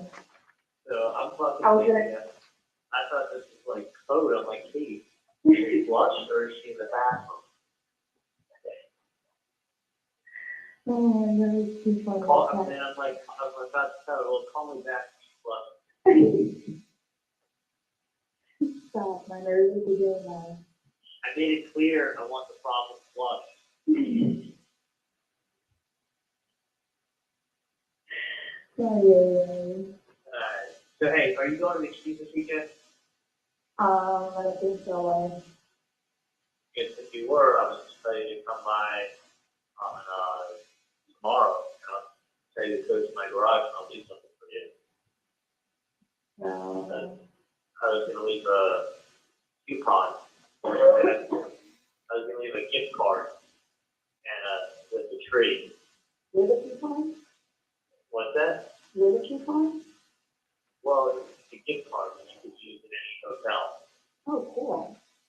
So I was kind of thinking, if you did want to go away for the weekend, it would be nice to have a gift card and a little tree planted at your house. All right. Yeah, that's if you're gonna go away and like take a deep breath. Enjoy the Yeah, I fresh take a air. deep breath every day. So I think mom needs vacation with daddy. So why don't you guys Oh, go on a vacation, leave the fucking kids at home, smoke a big fat fucking joint, and have a cocktail, call it a day. So wake up and just fish. I can see you. That's what you're doing. What's that? Some people like you work. No. I see that. I'm talking driving 14 That's a long drive. fucking far, and it's fucking far. How long does it take? How long does it Like take to go? 80 something nonstop, it's an hour and a half. Wow. Yeah. That's crazy. How many patients do you have? It's honestly, it's not even like doing office, they have another whole surgeon, kind of bullshit, and 12 hours a day. I like the secretary goes tonight. And I have lost a bunch of offices that went corporate or got sold.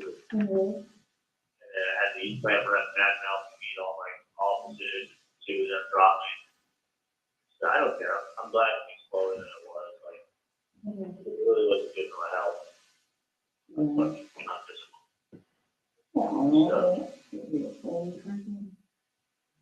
So, but anyway, let me know if you're planning to do a thing. I don't even know. Well, I don't know. I don't even have to run with, I don't know. you what? Like, I don't know, I'm a person with no plan. Well, She's family. figure your shit out. And if I were you, I would go to some issues for your wife and have a cocktail. Because that fixes everything. There's always everything. Hallelujah. And you can find Jesus.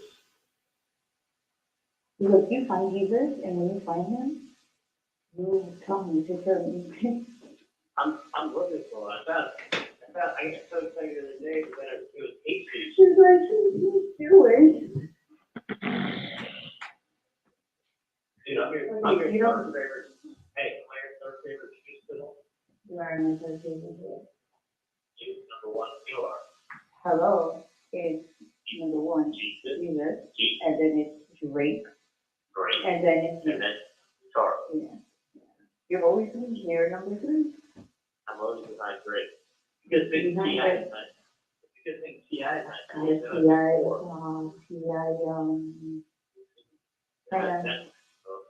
but he knows how much I'm in love with him. I know. He had a baby already. Yes, reality show Are you serious? that. He's been at that show for years. What's wrong with you? You're right. You don't like to watch BET. Oh, do anyone have BET shows? I don't know, man. You need to watch something. You see this. I feel like I need to check with my dentist to make sure that he's not part of the mafia. And You know what I mean? I'm feeling a little frightened. Beyonce, Lemonade, Google now. Yeah, I saw it. Oh, you still I got got hot it? sauce. I got hot sauce in my bag. You got hot sauce in your bag? Yep.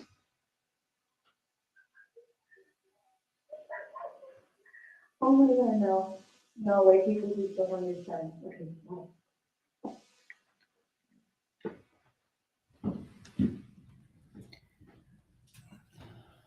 Does it feel like a lot of tension or an aggressive relationship between these two on this call? No, not at all. The gift card that could be used at any hotel, was Ms. Magbanoa demanding that from Mr. Adelson, or was he volunteering it? No, he's giving No, he it. volunteered it. He likes her. And did it, when he says mama needs a vacation with daddy, is there any evidence that indicates that Mr. Adelson was planning to go on this trip with Catherine Magbanoa? No. What was the status of their relationships at this point, if you know? They were not dating anymore. They were just friends because she was currently living with Sigfredo Garcia. Yeah, you look guilty, sir. Publish call Like you Y, look please. like you're so uncomfortable because you know this Actually, I is think we can wrong. skip Y. Let's go to the next day, April 28th, 2016. Do we have another bump on that day? Yes, we do. Could you tell us about that one, please? Still no one had called You what the side? undercover back, called him at all. So we had the undercover agent call the Adelson Institute and ask for Donna Adelson. All right, Judge, that call is contained on State's Exhibit 107, which is in evidence. Permission to publish that call at this time? You may.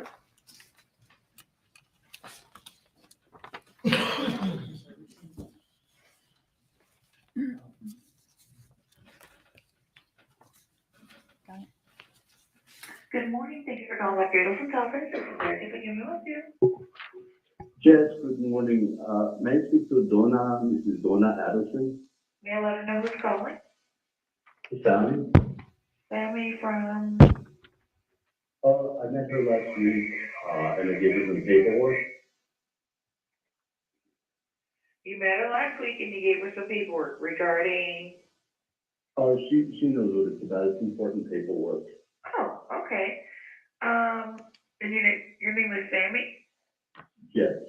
Do you have another phone number you can be reached? My number is 305 Mm-hmm. 712 Mm-hmm. 6570. Okay, because she's not available right now, but I can have her maybe give you a call back. Okay, just tell her it's very important. I need to find out immediately what she thinks about the paperwork. Okay. I certainly will. I met her last week. Yes, thank you so much. All right.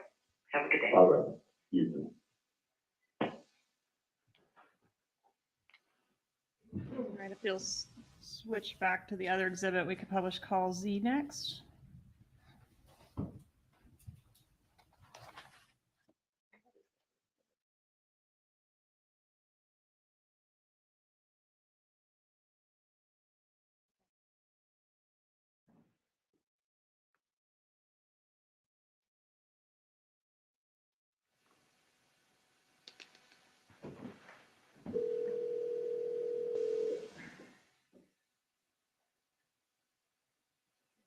Morning, Charlie. Hey, how are you? Hey, are you in an office or home? No. Where are you? No, I'm driving to an office now. What's up? Well, Erica called me this morning, and this guy was on the road. The office, so Erica called me, and she said, I didn't normally bother you with this. She said, the sales call or what, but somebody called this morning, and he said his name was Sammy, and he gave you some very important papers last week, and he hasn't heard from you. And he wants you to call him back, and here's the number. So, Okay. I want you to verify the number, is the correct number that I told you. So, obviously, I'm not gonna call the number, I just said, did you just do a sales call? Just hit star 67 before you call the number, and then they won't know the number you're calling from. I said, oh, okay, I'll write that down. What's your suggestion? The odd thing is this, is that that's the same number you gave me, right? I don't know, because I gave you the number, I never kept it, you kept it. Tell me what the number was. 305 Right. 712 Right. 6570.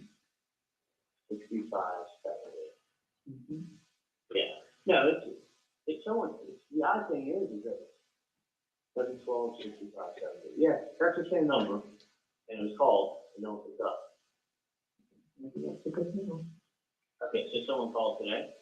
They called the office, and Erica called me. She said, I hope I'm not bothering you. It's probably a sales call. Yeah, I mean, let me tell you something. I'm looking into it right now. Yeah, I think that you were, but I just wanted to verify the I number. know, and that's, the odd thing is that no one will be picked up. I mean, Yeah. I'll pick it up. so let me do this. Let me call somebody, Yeah. and I wouldn't want trust her, I tell you. I wouldn't worry at all. Okay. Okay. I just But, wanted to and tell you. I'll tell you why, especially because, what do you call it? Especially because I know you know who it is.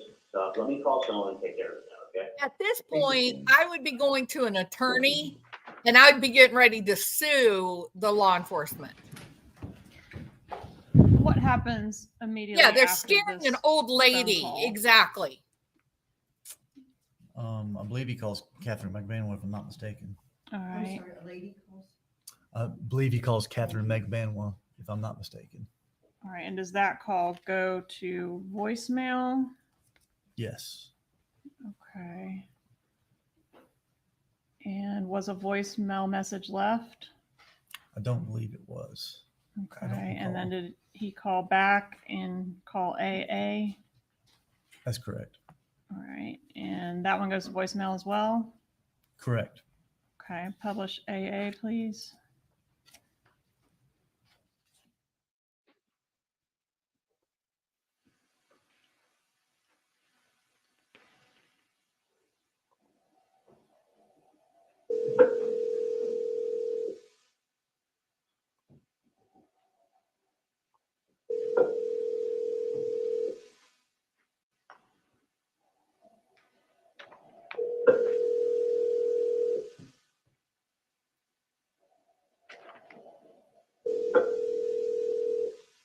You have reached the voicemail box of 78656413112. Hey, it's me, the reporter calling.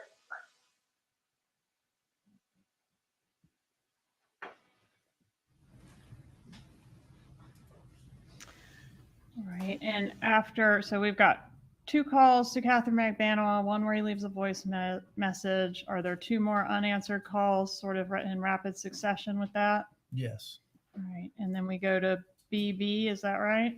that's correct, I believe. Is this where she returns the call? Yes, she returns the call to Okay. Publish BB, please. Ready for a morning break is a good time for me. Just let me know. It's a good time Members for of me the too, jury, well, Georgia. Thank before you you. publish, members of the jury, does anyone need a break? Please raise your hands. My hand is up. Very well, we'll take it now. Thank you. We'll have a 10-minute break. Oh my goodness.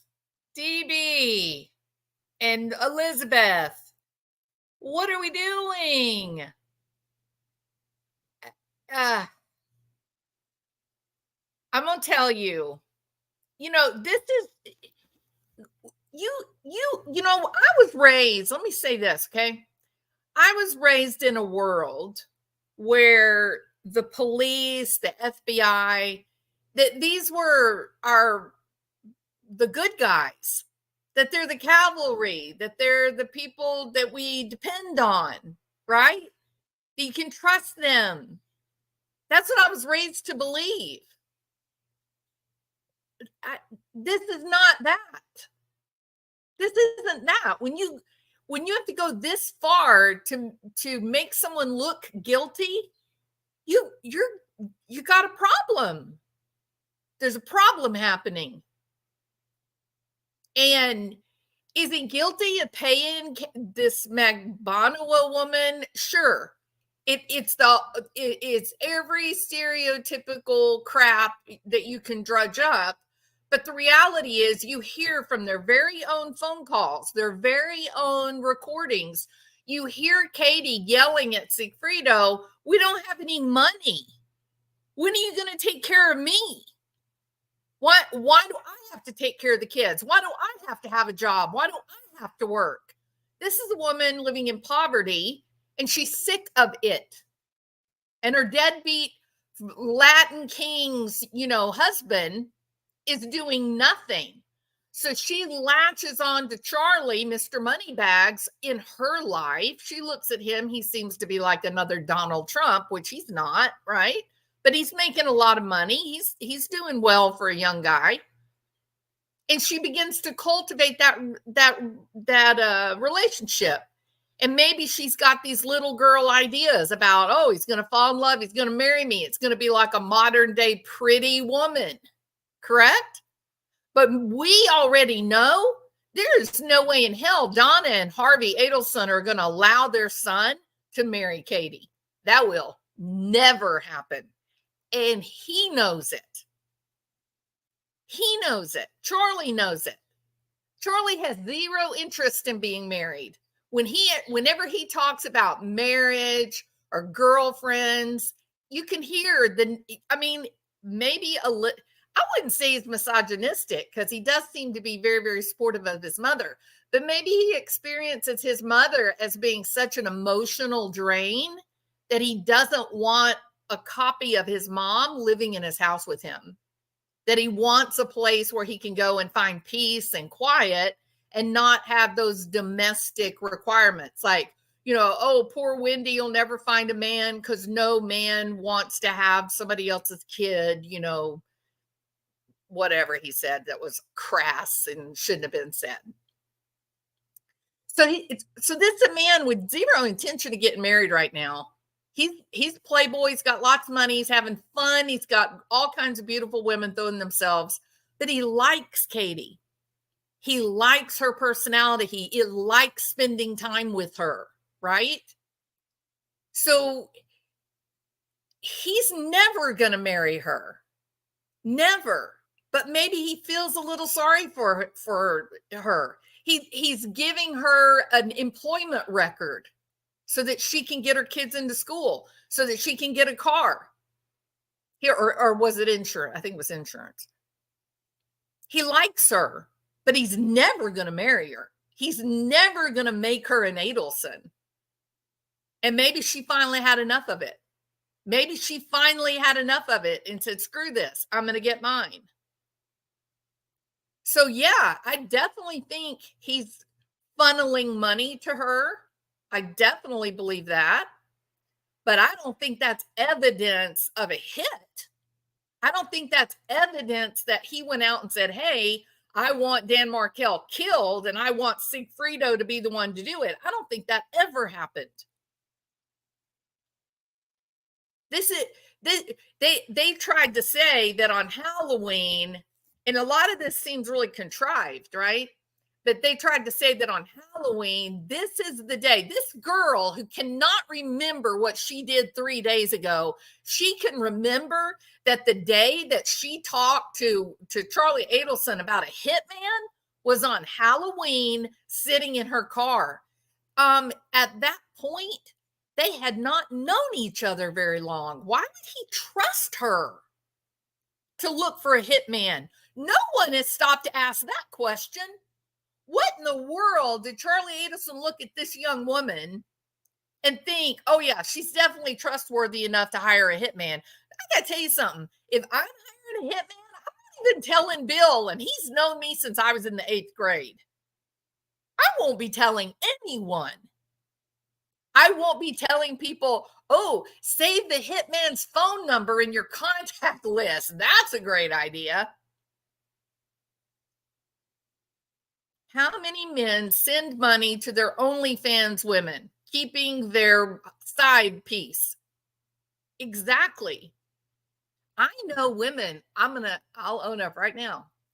I know women that live in one of the nicest apartments that you can imagine. I mean, nice. And it is paid for by her doctor friend. She's a nurse, he's a surgeon, and they're friends with benefits. And it's his apartment. He pays for it, right? But she lives there. Anything she wants, she buys whatever she wants. It's all there.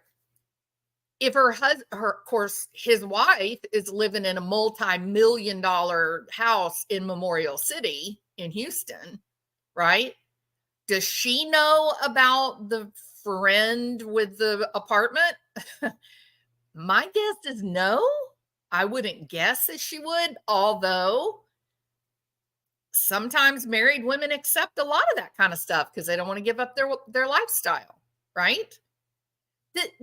They're reaching on this, in my opinion. According to the evidence that has been presented so far, I think they're reaching.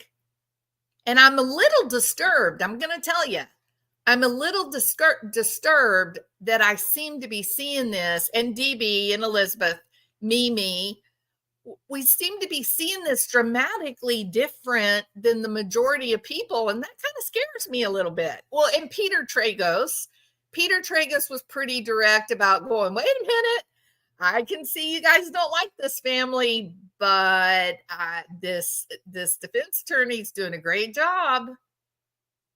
So that leads us to this place of, we need to do some soul searching. Is this what you want from law enforcement?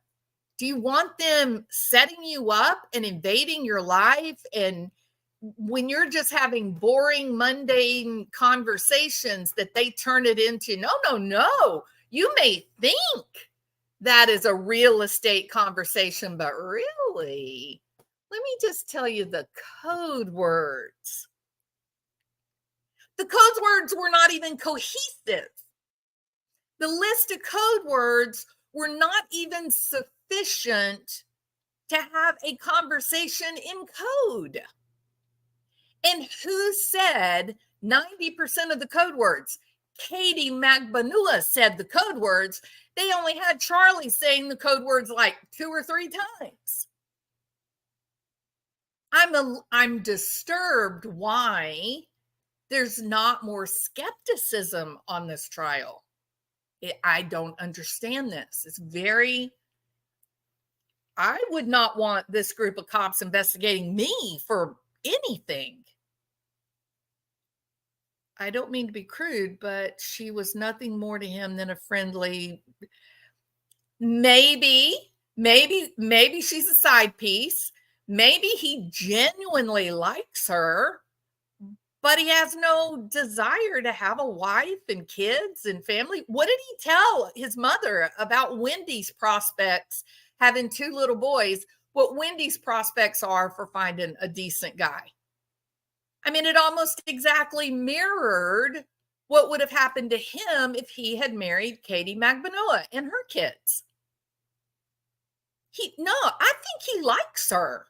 I mean, listening to him talk to her, they seem like, now I don't know why he likes her. I think she's a bit, she seems pretty angry, right? She seems kind of negative and aggressive. But maybe we don't know we don't know why he likes her, right, DV? There's a whole lot of reasons for a man to like a woman. I don't know. I don't want this group investigating me. That's all I got to say, because there is some bad stuff happening. They are, you know how people accuse Lori Vallow of arresting the scriptures? I think this group of investigators and prosecutor, they wrested the legal code, in my opinion. I'm going to be quiet now. I think I can fast forward. I think it started up. Hold on.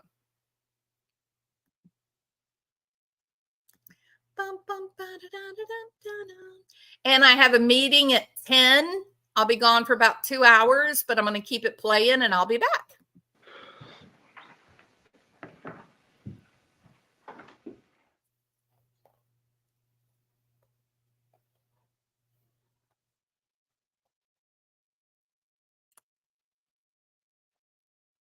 And I got to say, I got a brand new silvery blue. It's actually like a turquoise or a Tiffany green color or Tiffany blue color velvet jogging suit straight out of the 80s. I am feeling fly.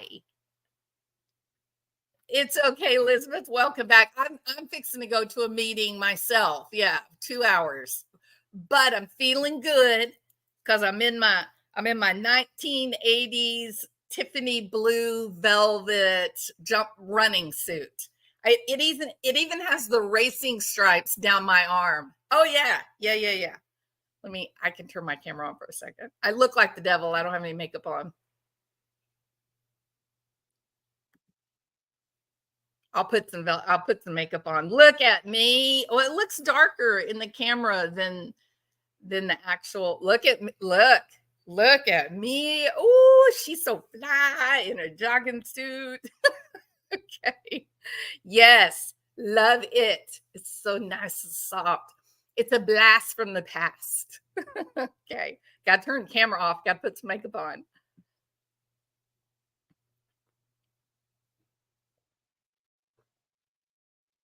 Feeling fly. It is so cute, Elizabeth. I was tickled to death when it came in the mail. I was like, it's cuter than I thought. A blast from the past. Do you remember when we had the satin baseball jackets? Those are fun. I like the satin. That was like the 70s, wasn't it? Wasn't the whole satin craze in the 70s? You know what I wish they would bring back? You remember those rabbit fur jackets? Yeah, I had a black rabbit like bomber jacket. Ugh, so great. And a lot of people don't know this, but the rabbit, it's not rabbit pelt. Like they don't kill the rabbits. They brush the rabbits and that makes the hair come out. And then they kind of like weave the hair. A lot of people don't know that. So it's not cruel to animals.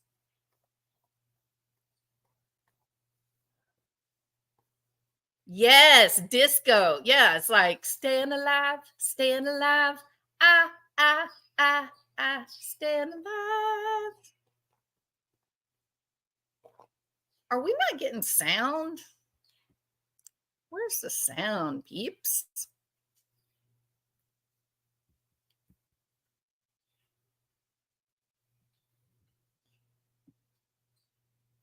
Oh, not yet. Had a long and a short. Wow, I did not have a long one. I had the short, like bomber jacket, like a baseball, jacket. One of our ski houses that we stayed in one year I think we were in Silverthorne that year. They had like as part of the decoration, it was one of these big multi-million-dollar log cabin, because it was my family. It was my family, my brother's whole family. There were like, I don't know, like 15, 16 of us on this vacation. And we had this humongous log cabin up in the mountains.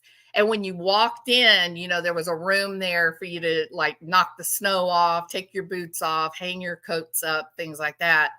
And as part of the decoration, they had a full-length raccoon coat, like an antique raccoon coat, like what you would see like in Jeremiah Johnson or one of these old-timey mountain man movies.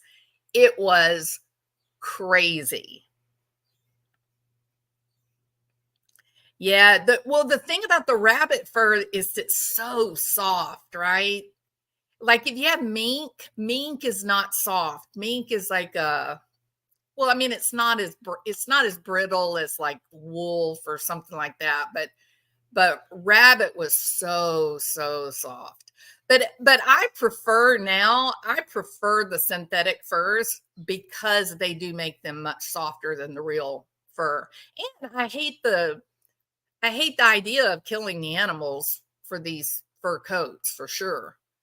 I have one of those mink stoles. I bought at the Gates in London, and the Gates is like this big outdoor open air market. I mean, there's some places that you can be inside, but it's just acres and acres and acres of antique stands and bohemian arts, and it's a very cool place. If you ever go to London, you have to go to the Gates just to see it because it's kind of iconic. The Electric Underground is there of the hippie Beatles days. But anyway, when I was there were fur coats for sale everywhere. Like what would have formerly been multi-$1,000 coats, you could buy for $100 because so many people became aware of, animal cruelty and no more, real fur, nothing like that. And so people, as the old wealthy women began to die off their coats, nobody wanted them. So they were everywhere, what would have been thousands and thousands of dollars. But I got a mink stole, like the little wraparound for your neck, for your shoulders. I got a mink stole. I paid I think it was like $12 or $15. It was nothing. And then I got the seamstress to make it into a collar that I can button onto my cardigans. So if I'm wearing a cardigan, I can put my big, pretty, fur collar on my cardigan. So, yeah. There was a little while when people would wear real coats that others would, like, protesters would run up and like throw paint on your fur coat. I love, love, love vintage clothing, DB. Love it. Absolutely adore it. Yep. And I still I buy like the antique, the pins that you would wear like back in the 50s, 30s, 40s, 50s. I've got a lot of those old pins, like the Julienne pins. I like to wear those on my cardigans. Well, even on my suit jacket. Some of my suits I'll put pins like on my, my left shoulder. And everybody are like, "Oh, you're so old-timey." I am. Everyone can be seated. Because I'm You may 90. continue with publishing the next call. Okay, I gotta go, peeps. You guys are awesome. Judge. The Y'all next hold call down the is fort. JB. Fill me in on what I missed when I get back. And I'll be back in 2 hours, okay? Y'all are awesome. Bye.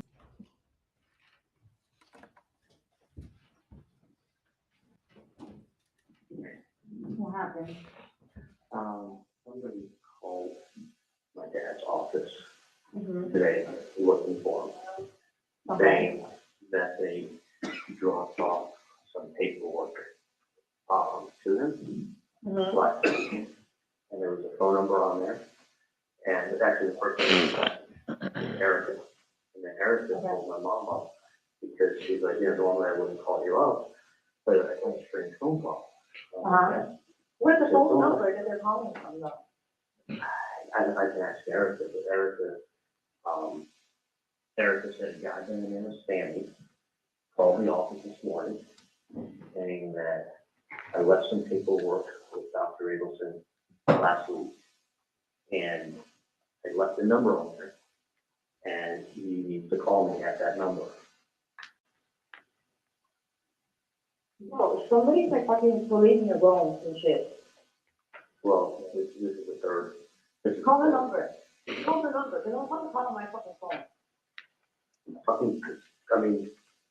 There's someone who wants you to call back. Let's put it that way. Do you still have the number? Yeah, well, obviously that number, nobody's picking up. Well, That's not a working number. It's like a Gmail number. nobody's calling the leg. I'm just asking you to find out who the fuck it is. It's like, Yeah. get that number, then offer the thing, offer the number, offer the freaking, caller ID. At the office?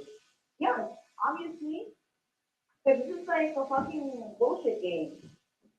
Well, they're not coming out on foot, they're not writing letters, and they're not calling the office because they have nothing better to do.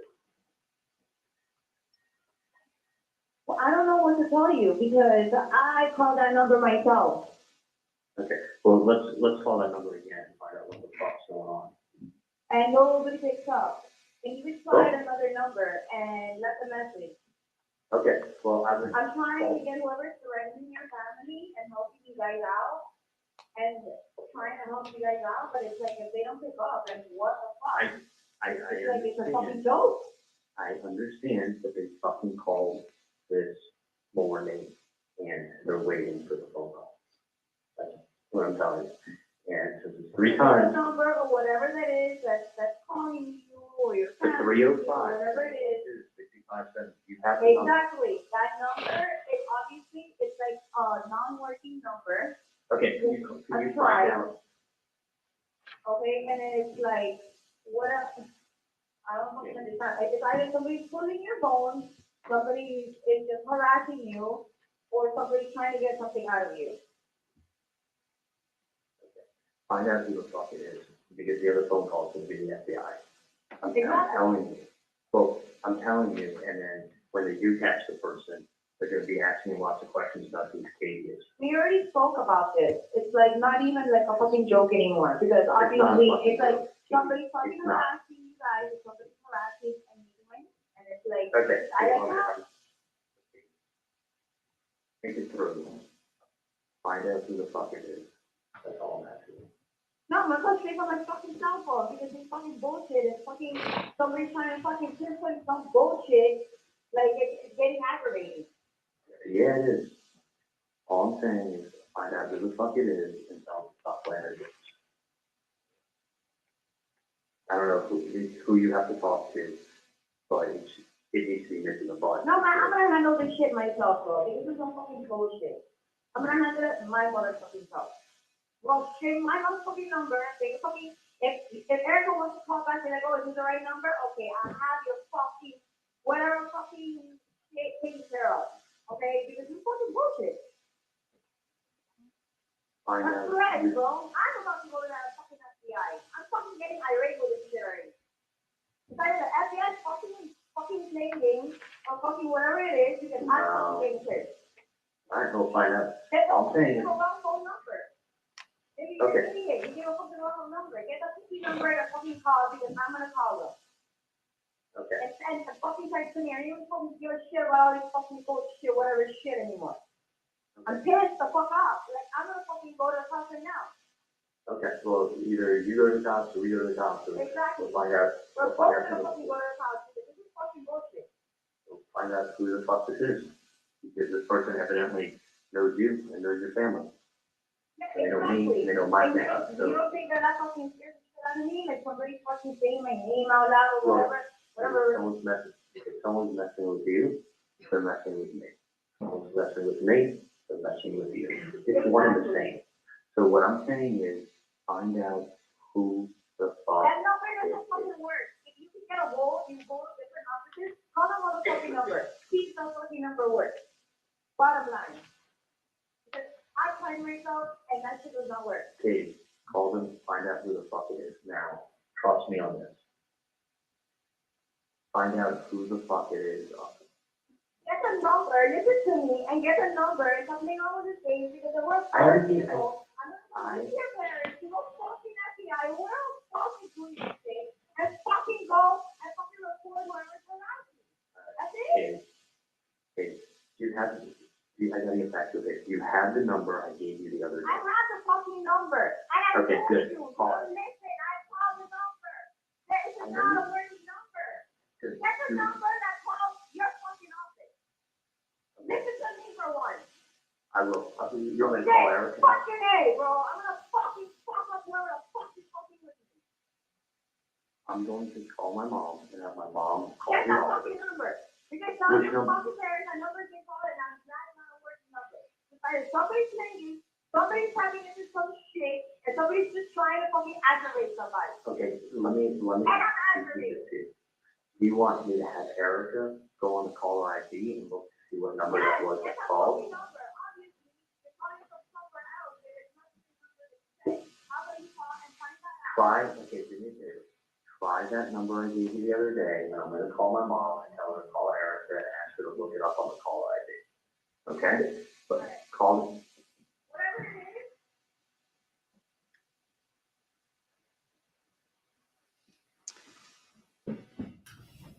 All right.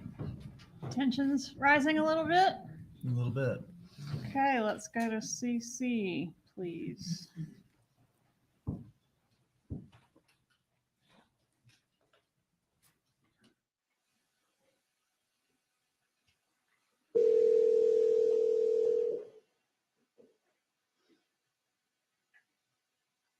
Hey, Charlie. hey mom, do me a favor.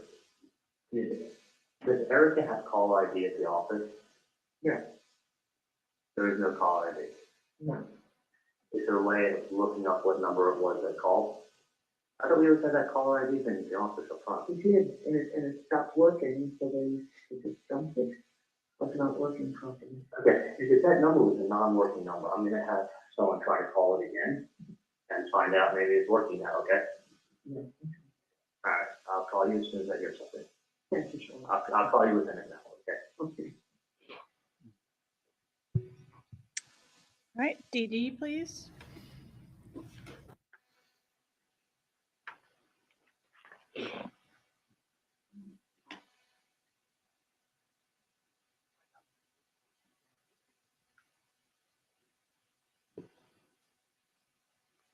Yeah. Okay, There is no caller ID at the office. Call the fucking number that I gave you the other day. I know it was not working the other day when you called. Call it again. If it's very important, then that's will be a working number, okay? Exactly. So Exactly. call it again. So somebody gave you a fucking wrong number, because it's like, Hey. you have an email fucking number. I'm telling you, bro. I'm telling you, I'm the fucking officer. I'm standing outside the fucking street, okay? Call that number. Whatever it is, if either somebody's fucking with your family, fucking with my family, fucking setting somebody up. And Okay. I don't think they're fucking game. And you know what? You're thinking. You're not thinking. You're not thinking. Okay, what do you want me to do? You wanna call my fucking phone? What's that? You wanna call for my fucking phone? I can care less where you call from. I'm just saying. Exactly. Oh my God, bro.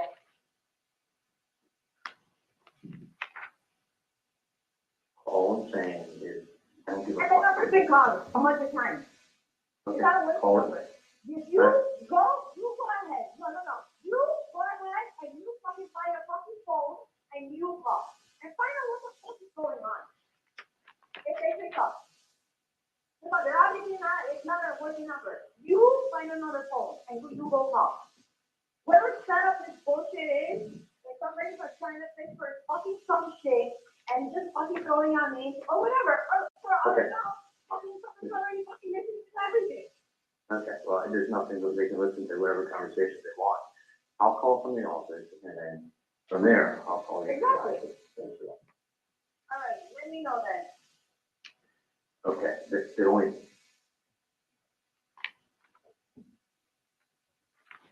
Okay, does somebody call the undercover next? Yes, All right, who calls the undercover? Charlie Adelson does. All right. That's called FF. Could we publish that one?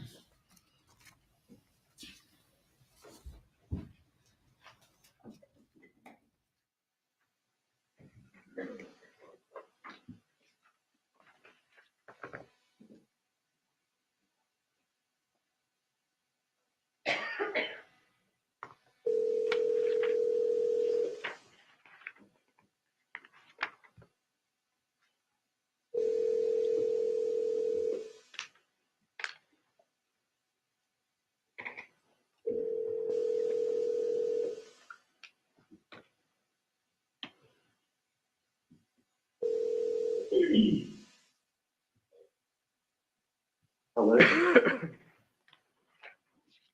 Hola, diga. Hello, diga. Who's this? Who's this? Someone's been calling my family and trying to figure out who this is. Well, in reference to what, man? Someone by the name of Sandy called. Yeah, that's me, man. What's going on? Well, what's going on is my brother Tato. Okay, my brother Tato has not been taken care of. His family's not been taken care of. I talked to the dentist doctor. Why are you calling me? Who are you? I gave the number to a lady. I don't know, Taco. You know Tato? I'm No. sure you know Katie and Tuco. They've been taken care of since family problem was taken care of up north. I don't know. I was. You don't? Well, this is going away, my friend, because let me tell you something. I was at Broward with Tato, and he told me the whole story. He told me nobody was taking care of him, nobody was taking care of his family. His family was taking care of Katie and Tuco, and nothing was taken care of Tato. So we know what's going on. If Tato needs to be taken care of, do the right thing. The lady already has the paperwork, she knows what I'm talking about. We know Katie, we know Tuco, we know he's been taken care of. All right, let me look into it. No more fucking around, man, no more fucking around. This ain't going away, that's what you guys need to do the right thing for Tato. That's my brother, man. That's my brother, and he needs to be taken care of, his family needs to be taken care of, just like Katie and people have been taken care of. I've never met these people, but let me call you back, okay? That's bullshit, man. You know exactly what I'm talking about. You know this lady. I don't know your relationship with this lady, but we know what the fuck is going on. Take all the way. Take care of Taco just like you take care of Katie and Tuka, man.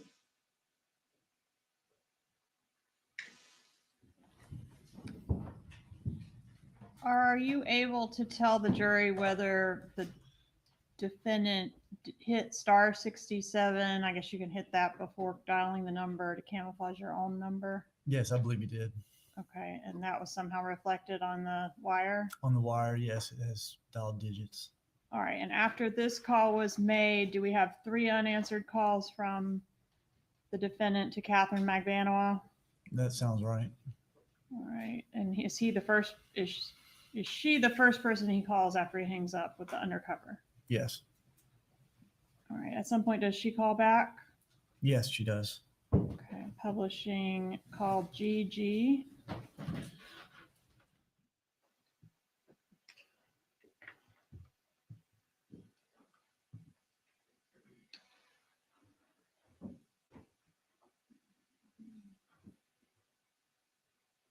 Give me 2 minutes. Hang on a second.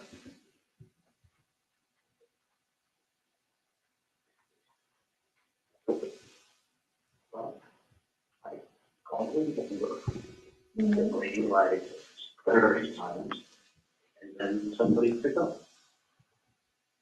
And it sounded like it was, gorgeous. And I said, returning the call. He said, what is this in reference to? So the guy that called my office this morning, must be Simon. So I said, someone by the name of Simon, placed a call this morning. And I go, what's this about? He's like, who are you? I go, that's not important. What do you need? You there? Yeah. So I said, it's not important who I am. I said, what can I do to help you out? That's what do you need? And he put this and that. He's like, Tuco, whatever the fuck his name is. He's like, someone did a really big favor for you and was there for you. And we know, and I'm Tuco's brother. And I was with him in Broward. So I don't know if this guy's in Broward or whatever. He's like, I was with him down in Broward. And he hasn't been taken care of. His family hasn't been taken care of. He's like, it's fucking bullshit. He's like, and he had this, I'm letting him talk. As he's talking, I'm hearing a little bit of a New York accent. As he's trying to, when he picked up the phone, he didn't sound like a tough guy when he picked up the phone. But it was like, as he was talking to me, like, tough guy routine sounded like it was coming out. So he's like, listen, he's like, I know you guys took care of and taking care of GD and Trudeau, and you're taking care of their family. Now he needs to be taken care of. And I was with him in Broward, and he's done a big favor for you. And I go, sir, I don't know. Because I know you've been giving money to KD and Trudeau and taking care of their family. I go, no money's been given. I said, I don't even know who these people are, and I don't know what you're talking about. He's like, who are you? I'm like, listen, it's not important. I said, I don't know what you're talking about. No one's paying anybody. And he's like, well, listen, man, this shit's not fucking going away. You better fucking do the right thing. It's not going away. Okay, you're going to say bad words? What's that? So you're going to say bad words? He may say about it. He may have cursed. But he left it to be this. He made it like this shit or whatever it is. This shit's not going away. And you need to help to those family, whatever his name is, family out the way you're helping out Katie and Tuco. And go, I don't know who you're talking about, and I don't know what I can do for you. I said, he said, well, it's not going away. And he says, do the right thing. You gotta help him out. Which, when I first should have been like, who are you? Number one. He told me he's his brother. I didn't do nothing to get his real name. And I was being really polite to him, like, Yeah. hold on a second. You got, okay, give me 2 minutes, I'll be right there. I was being really polite. Okay, he said he's a brother from Flowers? No, he said I know him from Broward, or I saw him down in Broward. So I don't know if like, this guy that they're talking about was incarcerated in Broward, or held in Broward, or whatever, the guy, A referenced Broward. B referenced Katie and Tuco. So the same name again. Yeah, so your name and some other guy's name, I don't even fuck to know. You know, so he was saying, he was talking about Tuco, which I don't fucking know who that is, but that's two people I don't know. And he's talking about your family, saying your family's being helped out, which I don't fucking know. I mean, other than the hours I give you to go up on the office on the weekend and take care of you. Right, exactly. But that's, I do, that help you out. You fucking earn the money on the weekend, but you go up. And this is the freedom number you called? Yep. And he left it where And he, you bring a long time? I want to say it was like on the 7th or 8th morning that it picked up. And he left That's a it. long time. Yeah, no, I was almost Phone like, calls. I was almost like, and he was asking me, like, you know, who is it? He was, listen, I need that paper to say to a lady. He goes, who are you? I said, don't worry about it. And, you know, I'm trying to find out what's going on. So, you know, this person is on the assumption that I'm So you helping. said they're a friend in Broward, or you said they're a brother from Broward? He said he was this guy, this guy who evidently told my mom was incarcerated, his brother. And he's saying that he has not been paid, and his family has not been taken care of, and this is not going away. And like, I mean, I don't help, I just give charity out. Like, you come in my office. Yeah, like you can't be like, You work. like 13 people threatening you and mentioning No. names and, you know what I And mean? he sounded, honestly, he didn't sound Latin, and he sounded like just, you know, there's a little bit of New York accent to his talking. But like, So, well, full thing. yeah, didn't threaten me at all. Did not threaten me at all. He just let me know this is not going away. And he's like, you need to take care of him, you need to do the right thing. He was there for you. And I'm All like, right, I go, I don't know. He goes, I don't know who this person is. I said, let me call you back later. That's how I left it with him. I said, sir, I said, I don't know who this guy is you're talking about, but let me give you a call back later, okay? He's like, okay, do the right thing. Which, do the right thing. Do the right thing. You sound like a fucking cop that's fishing, that's or an investigator, or someone's playing games. But I don't, you're coming up with a lot of fucking details, and I don't know these details, because I don't know who the people's names are talking about. I mean, you may be in the wrong case, and that's even more like a problem. exactly. Just one, a little quick recap, because I don't want to say, you know, like how did like the conversation start? Rang, he goes, who is it? He goes, hello? I go, hi. He goes, who is this? And I go, I'm returning a phone call. He goes, what is this in reference to? So I That's the said, exact word, yeah, he goes, what is this in reference to? reference. Wow, you very some educated word. No, he was well spoken when I'm on that. I said, what is this in reference to? So I said, I'm returning the call that Simon, I'm returning the message that Simon left this morning. That was your name, Simon? That was his name when he called up my office and spoke to Adelson and said, listen, I gave a piece of paper, Mrs. Adelson last week with a number on it, tell her to call and this is Simon. Okay. So I said, okay. I said, I'm returning the message from Simon. So then he knew that it was a reference to this fucking nonsense. So I said, you know, what I told him. I said, you know, I go, he goes, well, I know that your family, the family, Yeah. money. He kept referencing that, like, we're giving all this money to a fucking family, like, and referencing, you know, there's two names, Tudo and Tuco or whatever, that told me I'm giving money to you and some other dude and your family. I don't know these people, never met them. So, And really he interesting. is his brother to the person that became incarcerated? Yeah, he's saying he's his brother who's incarcerated. And you came from Broward. He said he referenced something with him in Broward. So I don't know if he's got incarcerated in Broward County, is he from Broward? I don't know who these people are.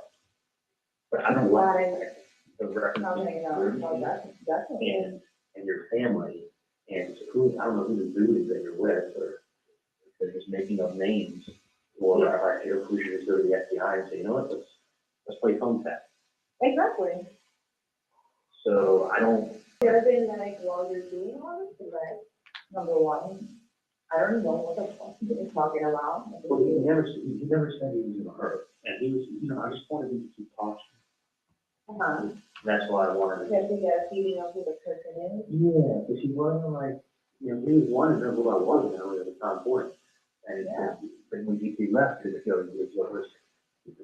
I gave him money, he has not been paid, his family hasn't been paid, it's fucking wrong, and he realizes it's wrong, and he goes to the, because this ain't going away. He's like, do the right thing, take care of the kid, he helps people out. I'm like, I don't know him. I don't know him. So my family. He's out or what? I think, but if you get a lot of. Be a patient? You run across so many people every day. Listen, in 2 seconds, you read something in the newspaper, or you Google last name, and in 3 minutes, the homeless man today has technology to know where you live, where you work. But it's good now it's on me, and I was in the end of that. Okay, let me find out what the fuck is that for anything out of this. Well, But I will call that number. they're picking it up, whether you want to call it, or if you have a friend that you can instant to tell someone, like, stop the shit. 305-712-5570, correct? 55, yeah, 357-5570. Okay. If they need to know that I'm not, it's fucking stupid what they're doing. Okay. I'm not paying anything to that. Yeah, no. The only thing I want to do is collect my reward from the FBI. Of course, no. I want these people to go down for the freaking, like, threatened. Dude, you know what kind of vacation I could get with that money? Exactly. I need vacation. Let me go for the one. All right, I'll talk to you later. Call me later. All right.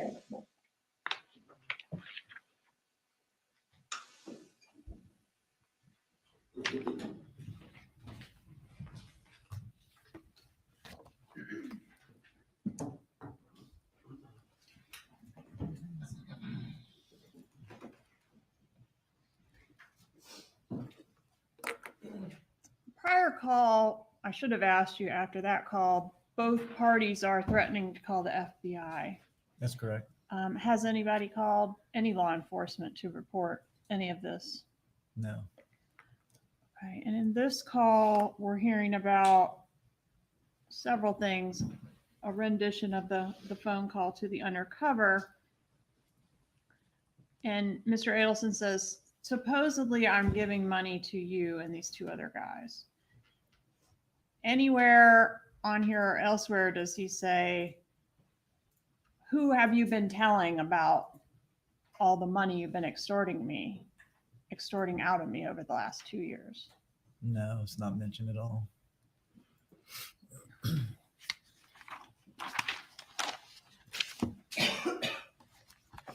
What does Magbanua do after they hang up from this call? She calls Sigfredo Garcia. Okay. I think it's actually a text next. HH. Oh, sorry. Yes, it is a text first. Can we publish that, please?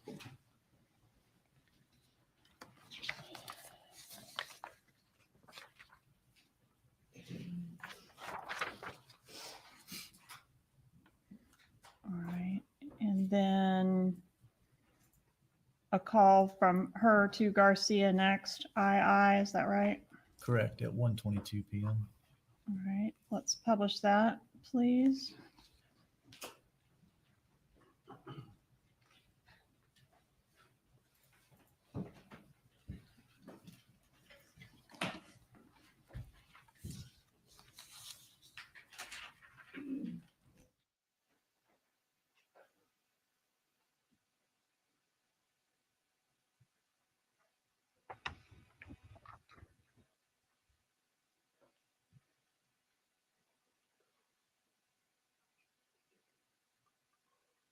Yes, they have meetings on Thursdays, and then I have my own meeting in the conference room. Ay, ay, ay. Okay. I have more information for you. And when I got a call this morning, like, I couldn't even take it. Then I had to step out of my meeting, because I just heard about it, and I was like, because I got a call back to back to back. So, hold on, give me 1 second. Oh my God, hold on. What was I gonna tell you? Okay, so this person contacted the office. Hello? Whatever, supposedly we said it's being assignment, okay? Contacted the office saying, oh, whatever, have given paper to, this person there, obviously doing their, whatever they're doing, they're threatening. And like, they're very, very close to reporting already. Whatever it is, you're getting pissed because my name's involved. And, just gets better. So I'm like, you know what, well, she just tell me everything on the phone right now because I don't have time. I'm talking, working, like, what is it? Like, I want to handle this and I want to handle this like right now. So, he said, okay, to call the office. I was like, look, I tried to contact that number, it's but not a working number. They're like, I was like, why don't you go ahead and start 67 and go call a freaking number? And then, whatever, that person did it. They go, okay, I'm returning a phone call. And then the person goes, who are you? And they're like, doesn't matter. I'm returning a phone call regarding something of a paper or whatever. And they're like, okay, well, we know you've been helping out. They said my name and your name. And I, Is it Katie Antigo? yeah, see her name. They keep it something out. And he's like, I don't even know what the fuck they're talking about. I don't even know. I don't even know if you're the right person to talk about. For all I know, it could be another KD or whatever. And I was like, okay, what else do they say? They're like, oh, well, they're a brother of this other person that's supposed to be incarcerated. And they're a brother of them, and then they know him from Broward. I don't know if they were together in Broward and he got out or whatever the case was. And he's like, but this time he needs help. Do the right thing. Like the fact is like, we know for a fact that you're helping out there. I'm like, helping who out? Yeah, I helped. I worked for you before. Like, that's it. I was like, that's not helping me out. Is he working for you? And I was like, I don't know what they're talking about. So, but they said, do the right thing. His name is supposed to be Simon. They're a brother of the person that's incarcerated, and they said that name. And I was like, no, this needs to stop. Like, this needs to stop. Because somebody's harassing me, somebody's harassing your family, and they're putting my name and then on me, and that's what other person's name. It's getting too detailed. It's somebody that's, for sure. Yeah. For sure. He said, no, the person had, like, he's trying to get him to talk more. He's like, the person has, like, maybe a New York accent. Some of the words was a little bit, like, he wasn't threatening at all. He was just saying, it's time for you to help out this person and their family, because he needs it, because we know that you're helping out. What family? The person, what family? Dazzle and his family, because they need it. And then and he goes, I don't know what the hell you're talking about. And the person goes, well, do the right thing. You tell them, well, listen, you gotta keep harassing me when I call cops. That's what I said. I was like, why did you just say that? Oh, no, the person said this is not gonna end. Do the right thing. All right, did you get information? What do you Get want the me to phone read? number. Get the phone number. The number, just give me our numbers. No. 305-712-5570. Take it out. Because I was getting tired of it. I don't know what was happening or whatever. 712-6570.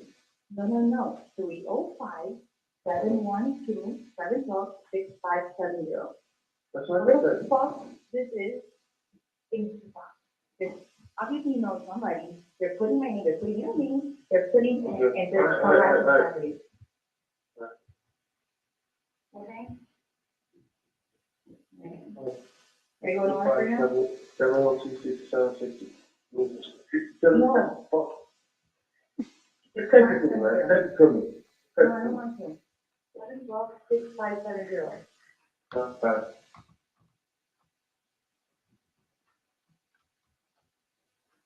All right, JJ, please.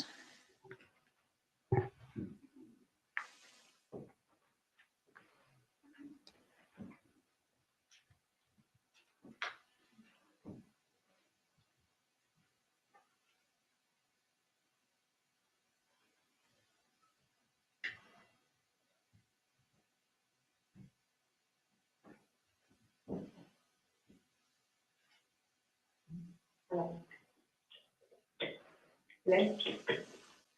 Hello? Hello? Hello? Yeah. Oh, the fucking phone again, man. I'm gonna come from my phone and then something I wanna talk about. I'll be back. I was gonna call from my phone, bro, and I'm gonna get rid of my phone. So I gotta come to my office. No, I don't know. But like, or block it. Somebody's going on with your office, you know what I mean? You don't listen to your phone. No, I'm not calling from my office, I'm calling from my phone.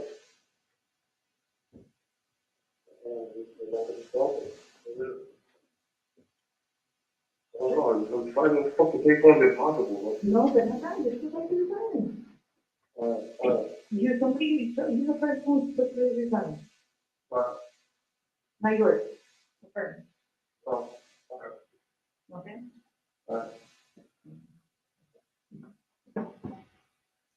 KK, please.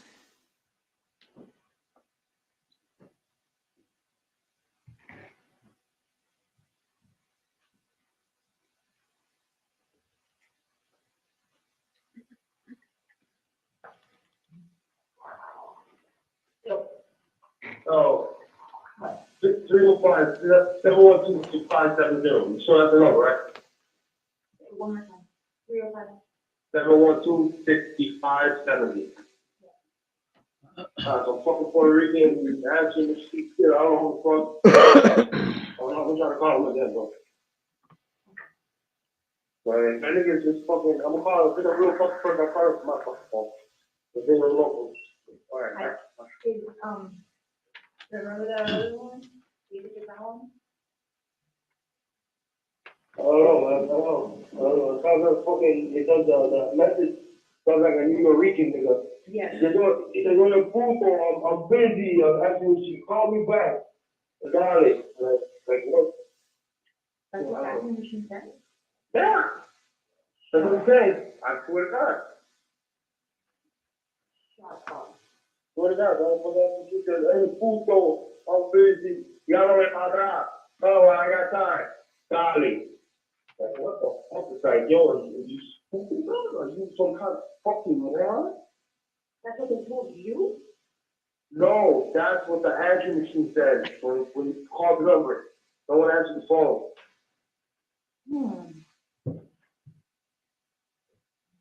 That's weird. That's odd. That's what I said. Very. I really fucking, are you that stupid? I have to use the number, or they pretend to be that stupid and I really think they're that stupid. That's what in New York is. New York, Puerto Rico. Puerto Rico. Browsers. That's your phone number. How are they from? No, but I'm saying, you said that. Maybe not. It's like, And it sounds like,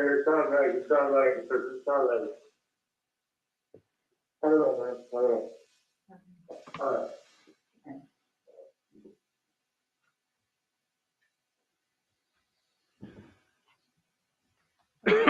Did Garcia call the undercover?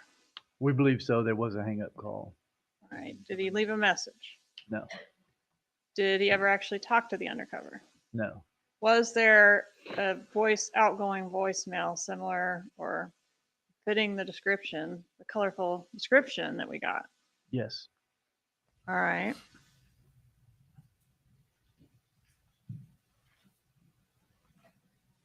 Okay, let's play LL, please.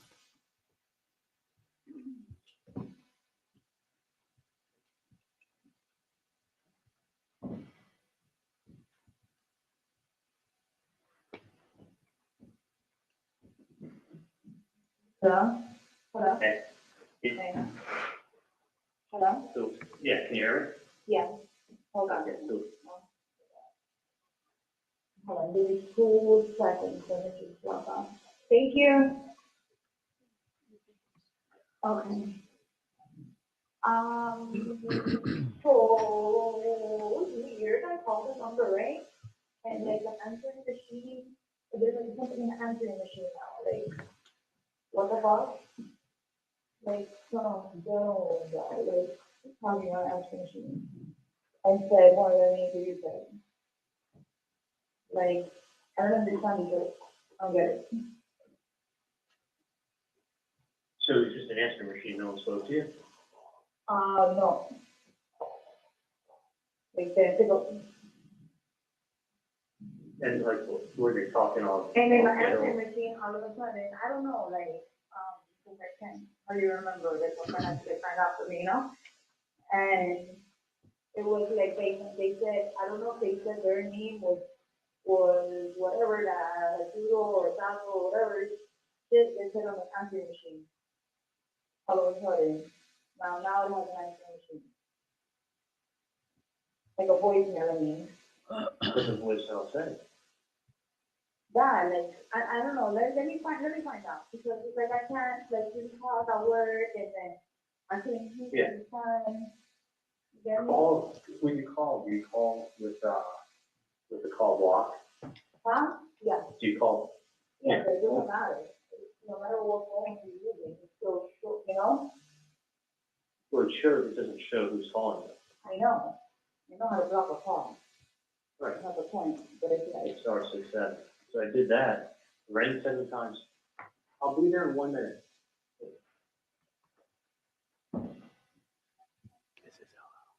Without Tylenol, Vicodin is acetaminophen, it's ibuprofen, it's not Tylenol. Yeah. Okay. you know, it's like fucking lady, get the fuck out the way, stupid ass. Yeah, I would do this, I would, I guess just call again later. Yeah, but listen, you know what, with all this crank calling, I'm gonna call from every fucking bloody phone and fucking leaving a message in everybody's fucking phone, from everybody's phone. Wanna play games? Really fucking up, because they, It's me, Yeah, it's over you.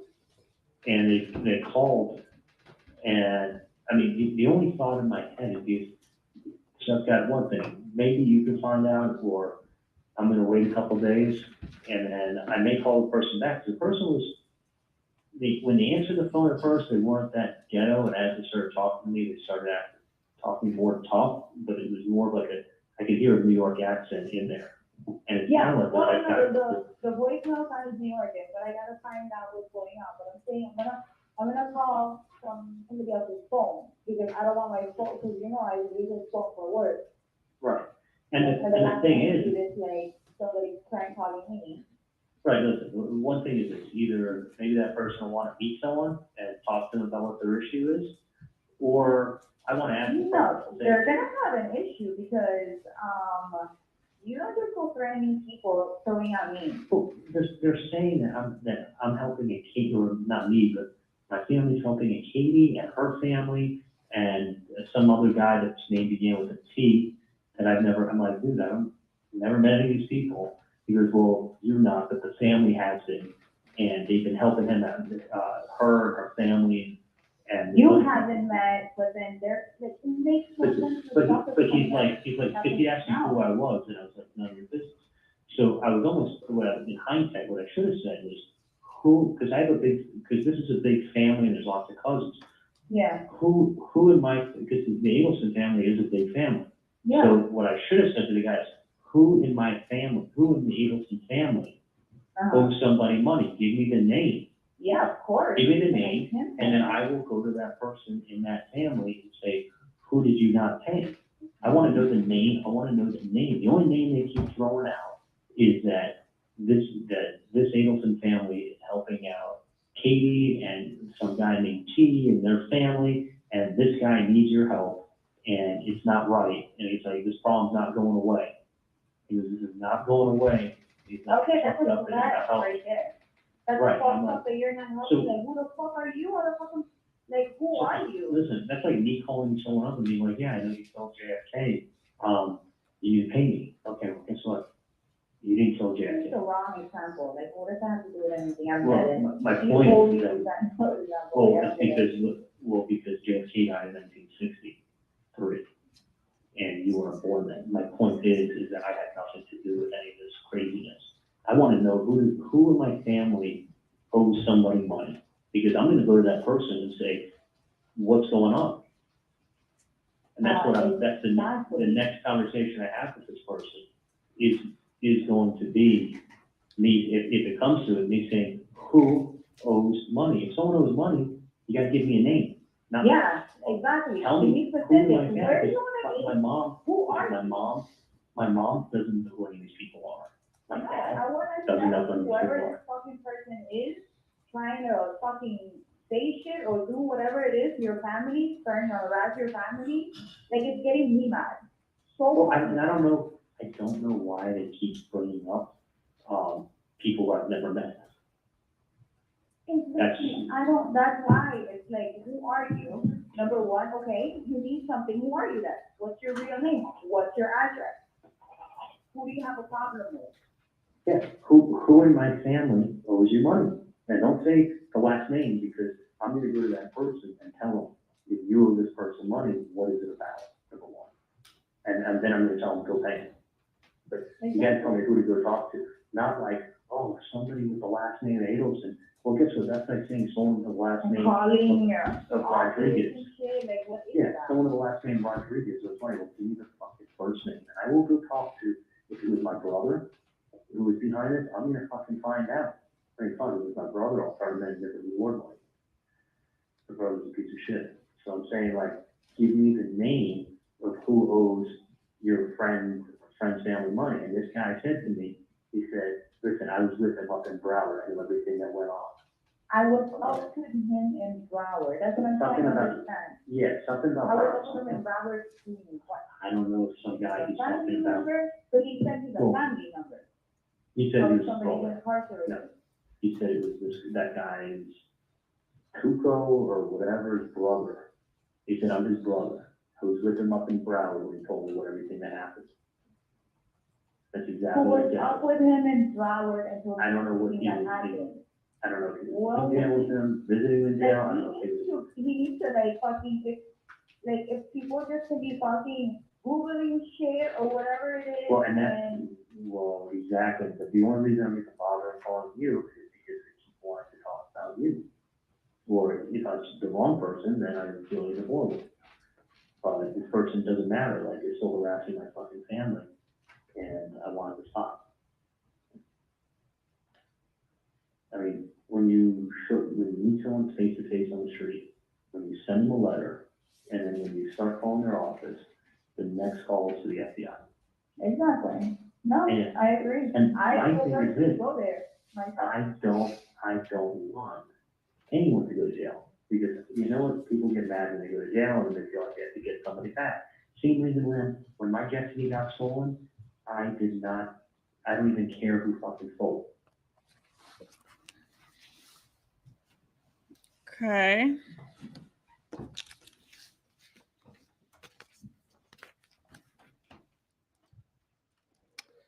Next, we've got a text MM.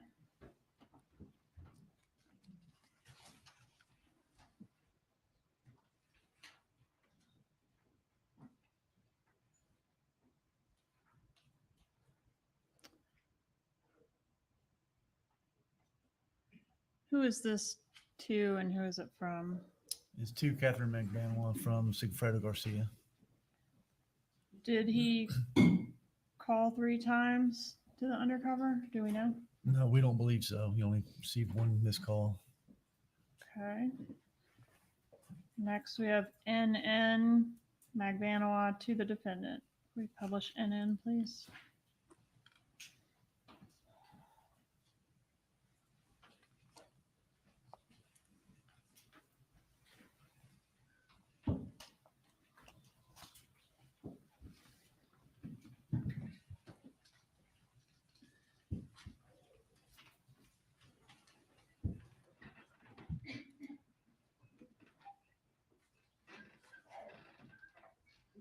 Hello? Hello? Hey, what's going on? Hey.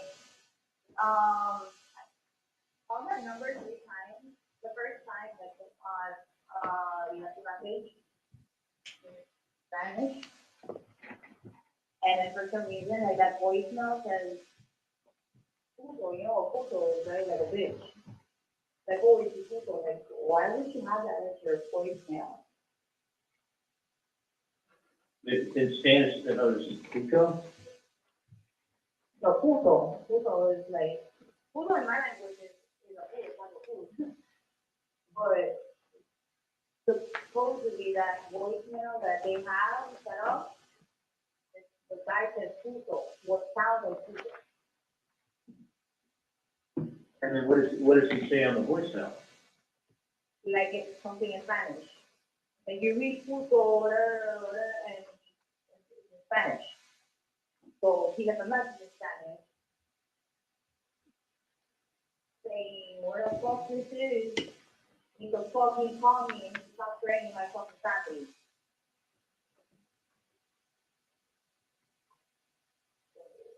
And then I was just keep trying, Yeah.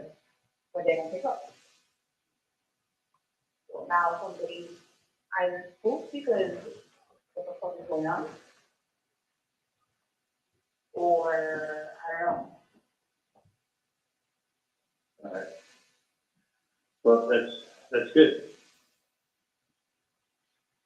That's good. The person's in. Like all the things are like running in my head because it's like with the names that you're saying, I'm like maybe it's like somebody trying to like be like, you know, try to be in employment or something or whatever.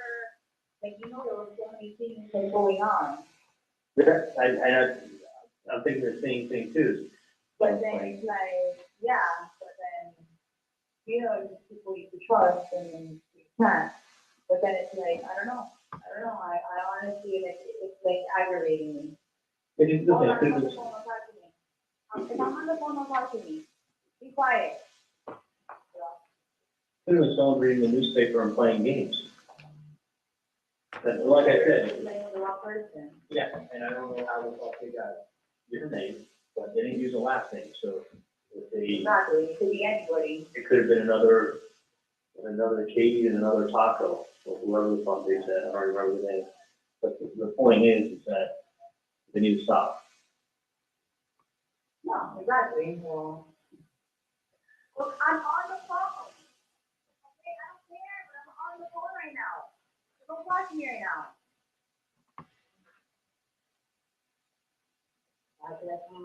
Like I'm boiling so right now, like you don't understand. Like it's pissing me off. Like pick up the fucking phone.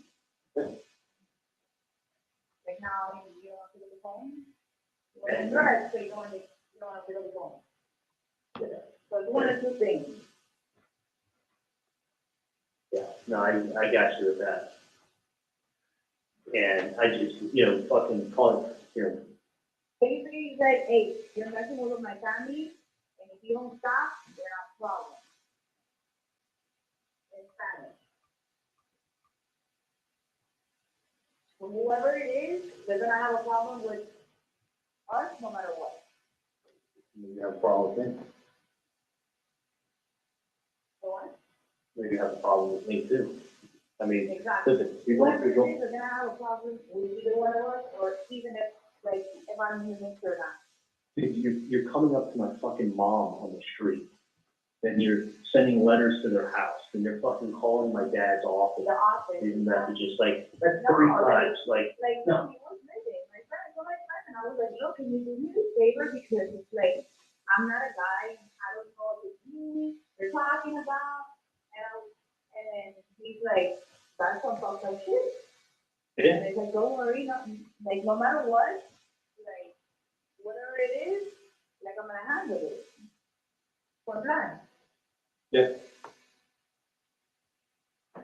Well, I feel better. I definitely feel better. I apologize for not going for getting a Hallmark card, but I got a little something, so. Traffic I'm light. just, it's like right now I'm about to go to like 15, like I'm taking a group of hundreds, I'm on edge, like you don't understand, like I want to punch somebody in the face so bad. Picture Like, yourself, one thing is like when somebody's not, I understand it and I feel for your parents and I come care to for me, them. don't come That's what- to my parents, Exactly. like my parents That's are what I'm fucking saying. old, like, dude, Like, it's what are you just, doing these threats? That's why, like my friends are still in that part of it, like, you gotta understand, like, imagine, like, somebody doing this to my mom, somebody doing this to your mom, and that's when he had gone angry, he's like, look, I don't know what it is, I don't wanna get into anybody's business, you know, but if they did mention your name, I don't like that, and it's gonna be handled.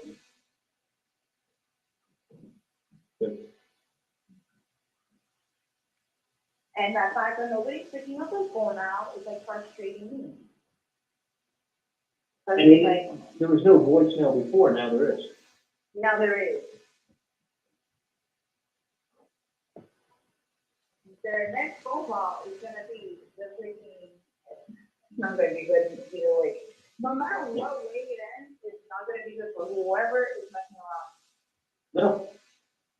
I mean, that's it. And listen, I don't want some. I don't want any problems, imagine, like, look at this, I'm not taking up somebody else's, you know? Like, I don't even know what the hell is going on. And listen, the last thing I wanna do is It's involved. some guy, the last thing I wanna do is have some guy who's trying to score money, go to jail, and then feel like he's sitting in jail because of me, like, no, like, fucking just leave us alone. I'm not looking to send people to jail. That's not how I live life. I just need to, it's gonna happen if this guy keeps doing that. The police will get involved, we'll get in trouble, don't Of want. course, you know, that's right, especially, you keep calling somebody's business, what's wrong with people? Well, you can't be sending letters, you can't be showing up on the street. You can't Exactly. be- Like, I when I'm don't- gonna, You you know, or it could be someone like thinking like, oh, it's like, the fact that this is it.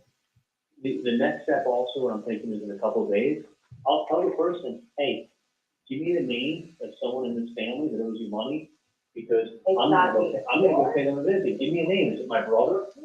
Is it Robert? Like, And I'll take care of it. yeah, and I will see, that if someone owes somebody money, they will pay, but you gotta give me a name, because you're talking to the wrong people. Exactly. And frankly, Other people speaking. yeah, I mean, Well, who are you? hey, I have cousins, I've got a huge family. I gotta get in here, like, you can, you know, there's sponges, there's and everything, and that's why I'm very. Do you want me to try to meet up with you, or do you want me to just leave it for you to pick up tomorrow? Yeah, if you can. Do you want me to try to meet up with you? I want to if you can, but if you can't, you know, I'll call you when I get out of here. Okay, I was just gonna work out. Yeah, I know Tell me, what I'm trying to do, because like I can't, I have to go and see it, like I can't.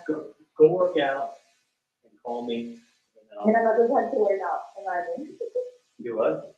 And I'm not even going to work out, and then I'm gym. I'm like, really, hold your sister's hand, hold your sister's hand.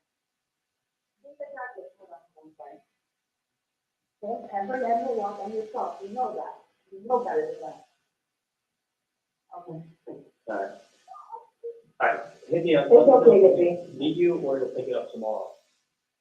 Okay, well done. I'll call you in like an hour, this is an hour. Okay, call me in an hour. Bye.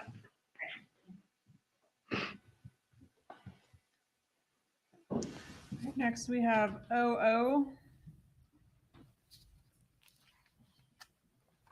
Before we publish, 40 minutes. No, sir, I've got 3 segments picked out for a total of 20-ish minutes. Please continue.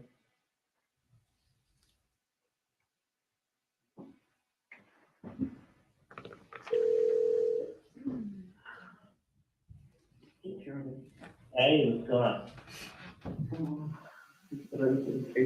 How are you doing? Good, good. Working out. This is the one that you're playing? Yeah. So, what's happening this afternoon?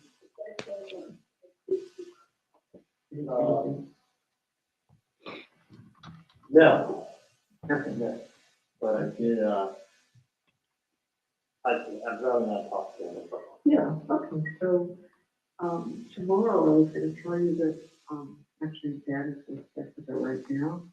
We're almost finished, but she came up with a golden suggestion. I was telling her that tomorrow, my birthday, that we had, I got a ticket to go to Las Vegas Food and Wine, festival. And so we have tickets, I think it's supposed to be from 7:30 to 10:30 at night, and there's a 6 street on Las Vegas. Oh, really?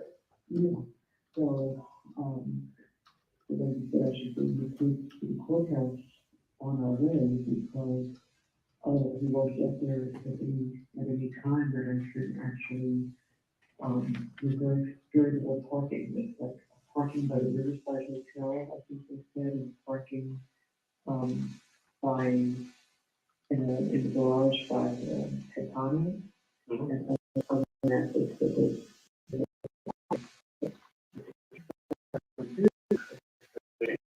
I think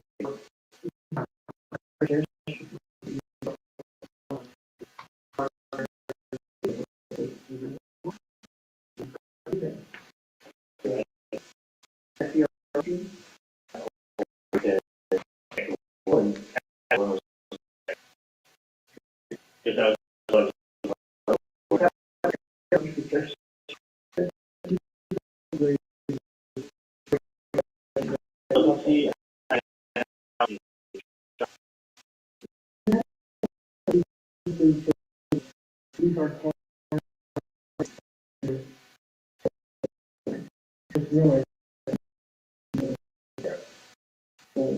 really.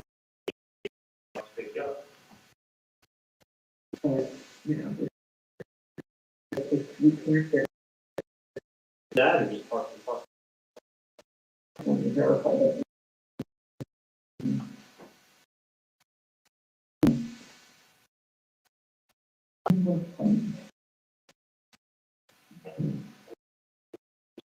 Yeah, I know. Industrial equipment. That's what it's called. And I mean, that's for that. And then there's a procedure there. Yeah, no, I mean, nothing, I'm about.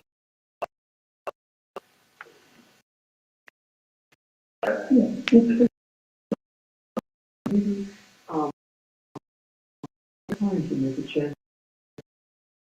Down or over like that. Text me. I mean,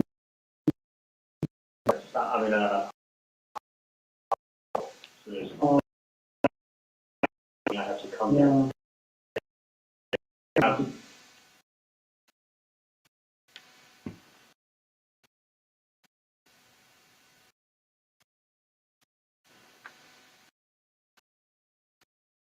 2 wives and he was married to 6 grandchildren.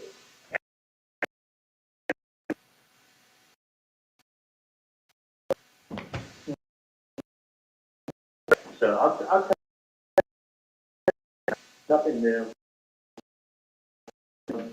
I'll tell you.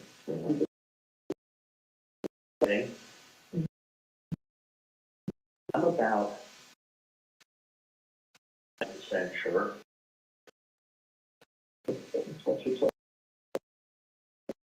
I'm 99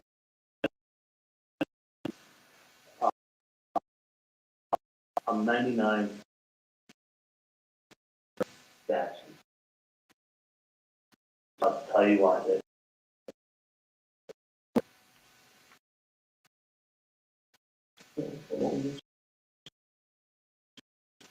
And I made it tomorrow. He seems surprised. I mean, really? I go, yeah. I'm like, people are.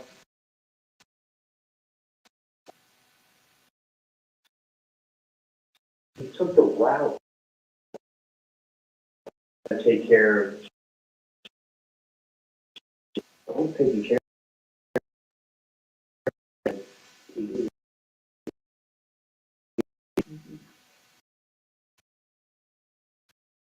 When someone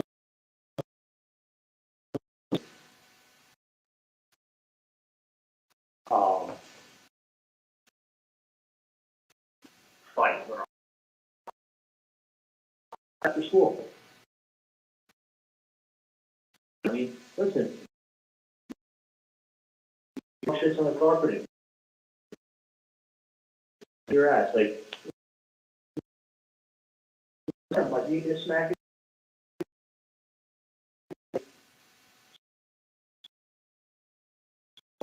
Everything wants to hear a threat.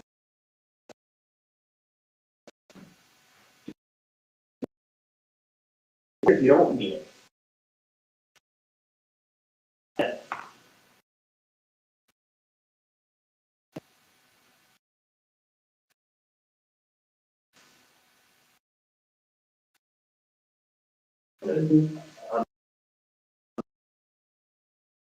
This thing.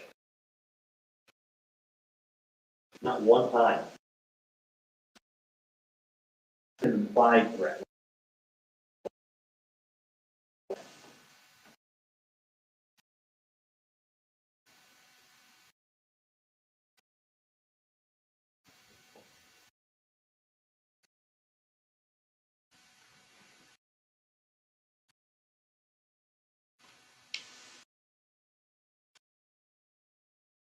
And it makes sense, given a couple of things. That's what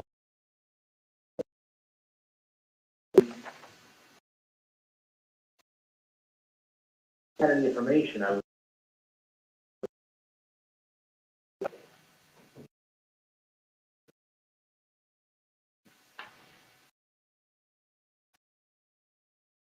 out of question. How their own private investigation.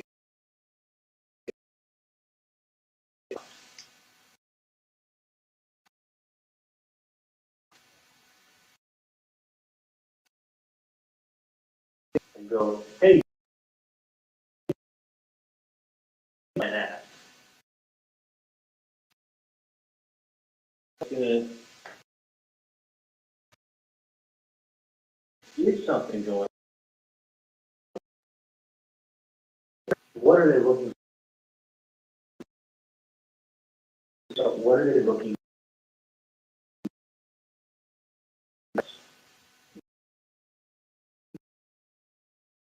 If it's money on the is you give them 40. Who's going to drop it? You know, that's it. Like you,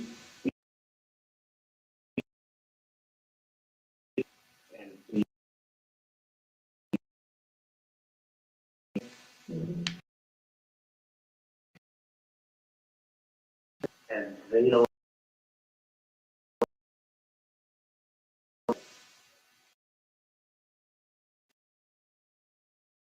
It's like someone saying, you know,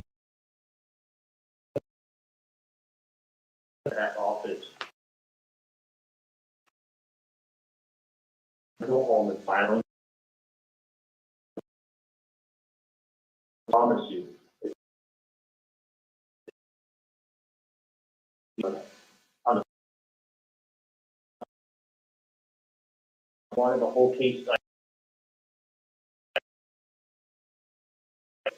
and I said, it failed. For absolutely everything. And a board complaint. Understand? And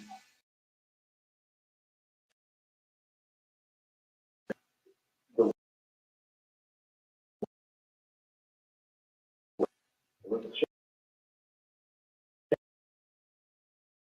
But I'm thinking of.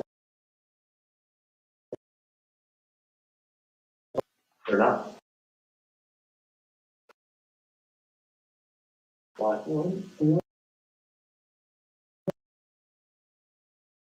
I got it, but they don't. Everybody is. Deliver your stuff. Just often as much as you can.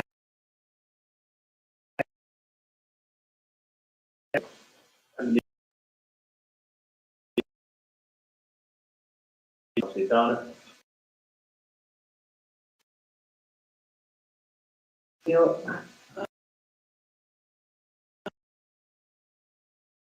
help you or hear that.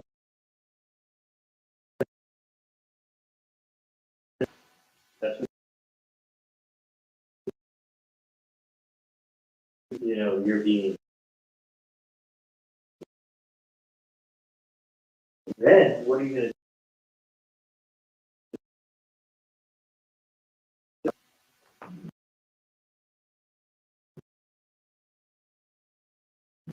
to do? First of all,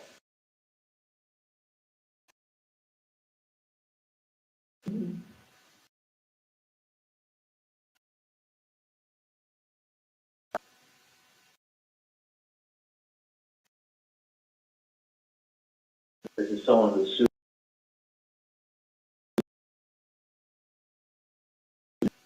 This is what you're.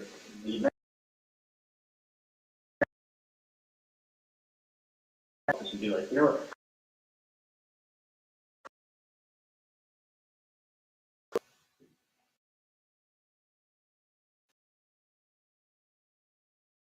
None of it makes sense.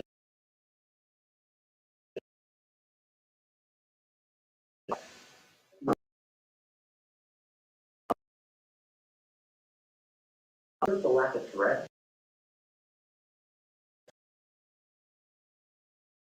Threats. I mean,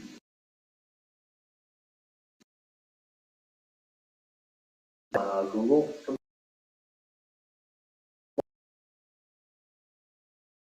To break your leg, like all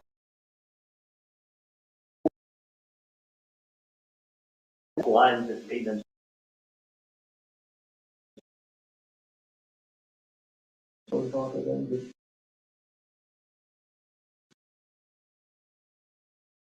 If you bother anymore.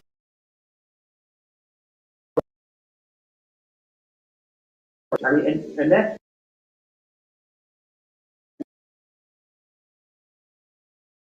You know.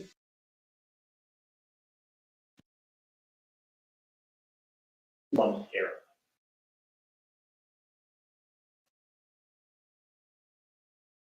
And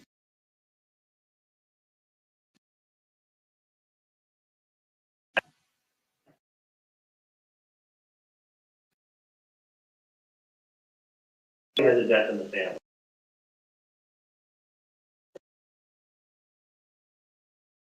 It doesn't mean a thing.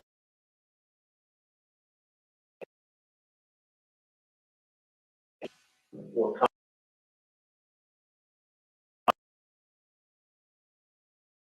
or confrontation.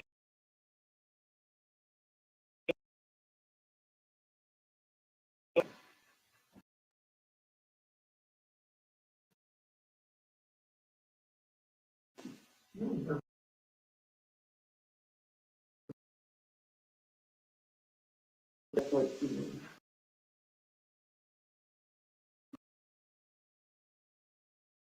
I don't want.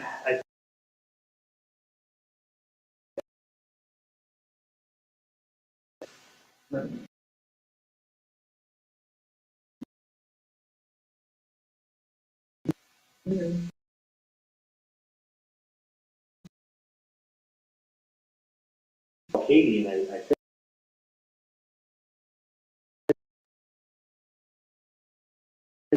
You know, but.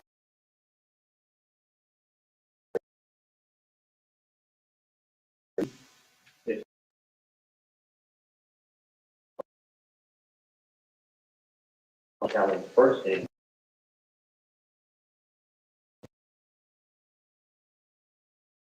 And I feel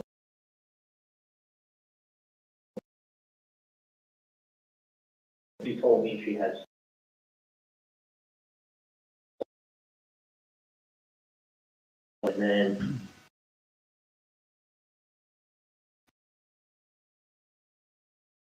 and then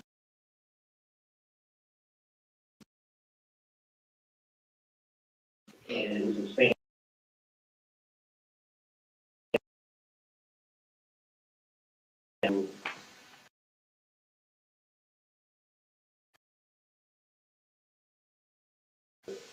I think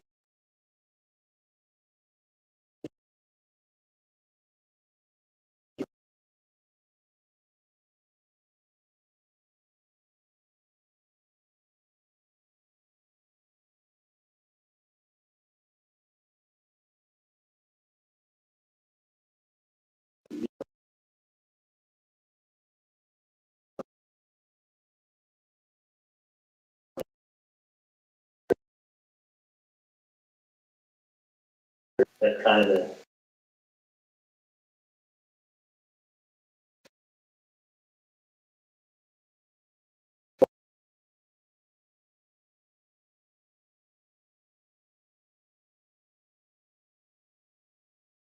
they got coming to them.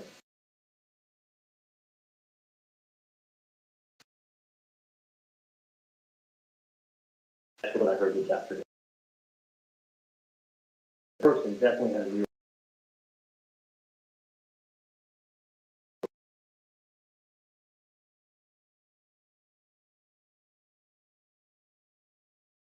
think that it's somebody.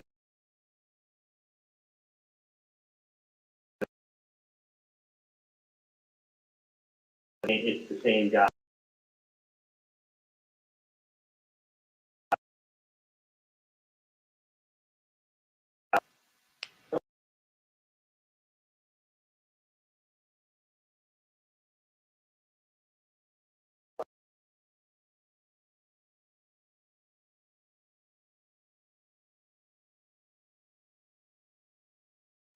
Using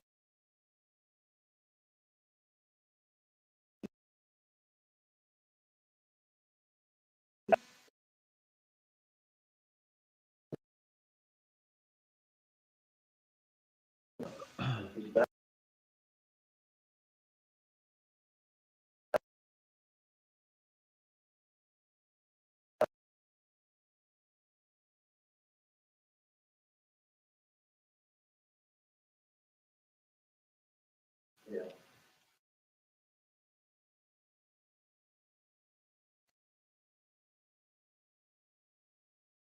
Interesting.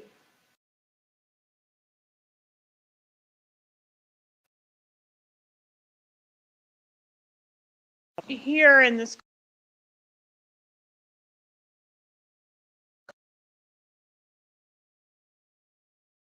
that in the context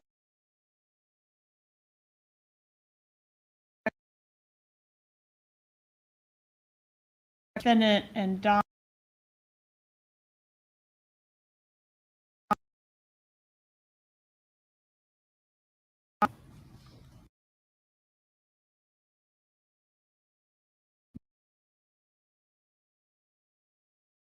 Point reports or seeking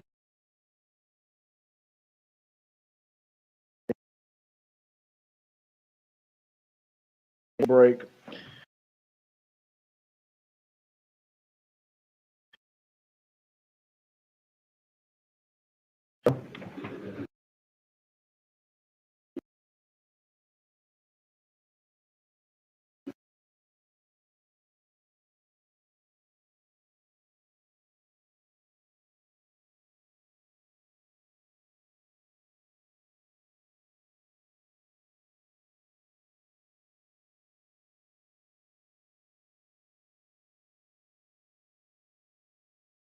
What's the part?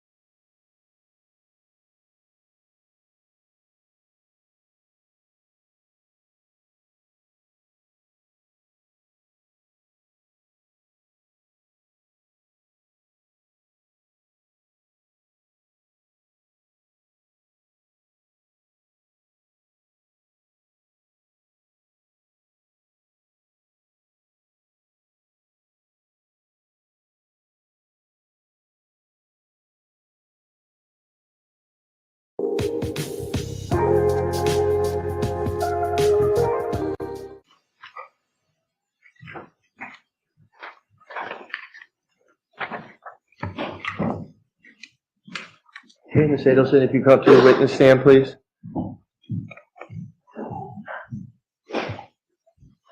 Before you have a seat, we're going to swear you in. Please raise your right hand. Respond to the clerk. Do you solemnly swear or affirm that the testimony you shall give shall be the truth, the whole truth, and nothing but the truth? Please have a seat. Ms. Kappelman? Thank you, Your Honor. Please introduce yourself and spell your name. My name is Wendy Adelson, Wendiadelson. Ms. Adelson, where do you currently live? I currently live in Miami Beach. And are you here today pursuant to a state subpoena? Yes, I am. And do all state subpoenas confer immunity? I don't know if all state subpoenas confer immunity, but this one does. Okay, and do you believe that your subpoena is special or different from other state subpoenas? I believe it's special or different, so I suppose they all carry immunity. All right, and does the immunity conferred upon you by the subpoena mean that you can never be prosecuted associated with this case? That's right. That's what you think it means? That's what I think it means. Okay. And do you think, isn't it true that it's use and derivative use immunity? Do you agree with that? Yes. Okay, but not complete immunity from prosecution. Do you agree with that? That's different than what you just asked before. So I'm sorry, can you repeat the question? All right, so what I'm trying to allow the jury to understand is what sort of immunity you have. What is your understanding of what it means for you to have immunity pursuant to the state subpoena? So I have derivative and use immunity. And so in the future, a prosecutor couldn't use what I say here today against me. Correct. But you could be prosecuted. Just nothing you said here today could be used against you in that prosecution. Do you agree with that? I suppose so. Okay. Have you made any sort of special deal with the state attorney's office or with any law enforcement or government agent? No. All right. Was there a time that you lived in Tallahassee? Yes, I used to live in Tallahassee. What was the time frame that you lived here? I was here for about 8 years. I lived here my last year of law school, so the academic year 05-06. We were in Miami for 06-07, and then I would have been back 2007 to 2014. All right. And what brought you back to Tallahassee after you returned to Miami after law school?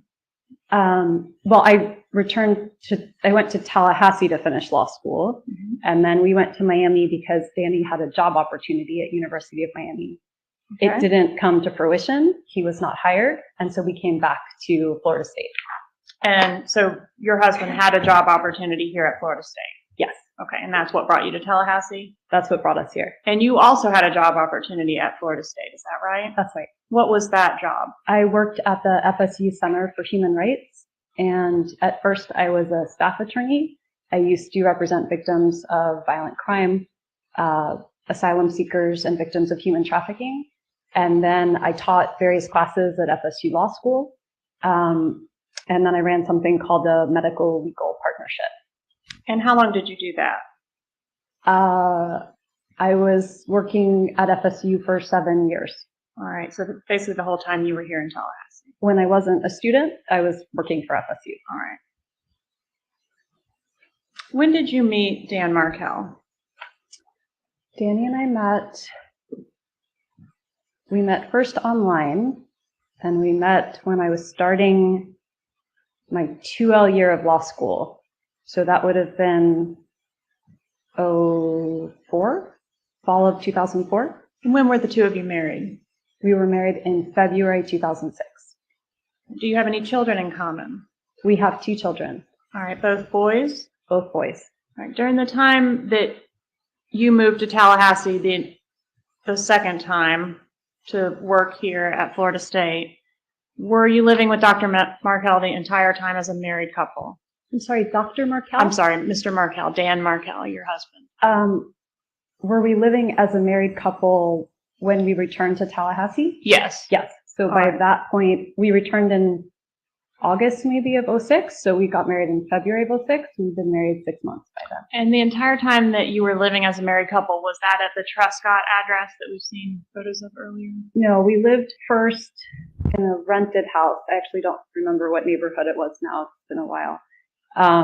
But we lived there until we bought our house. So maybe 6 months in the other location. I don't remember exactly how long. All right. Do you remember what year you moved into the Truscott address? We moved into the Truscott address. Maybe, I don't remember exactly what year. Probably, it would have been 2008 or 2009. It was before my older son was born. Right. And you were living there he was living there in 2014 when this murder occurred, correct? He was living there in 2014. And you were no longer living there? I stopped living there in 2012. Mm-hmm.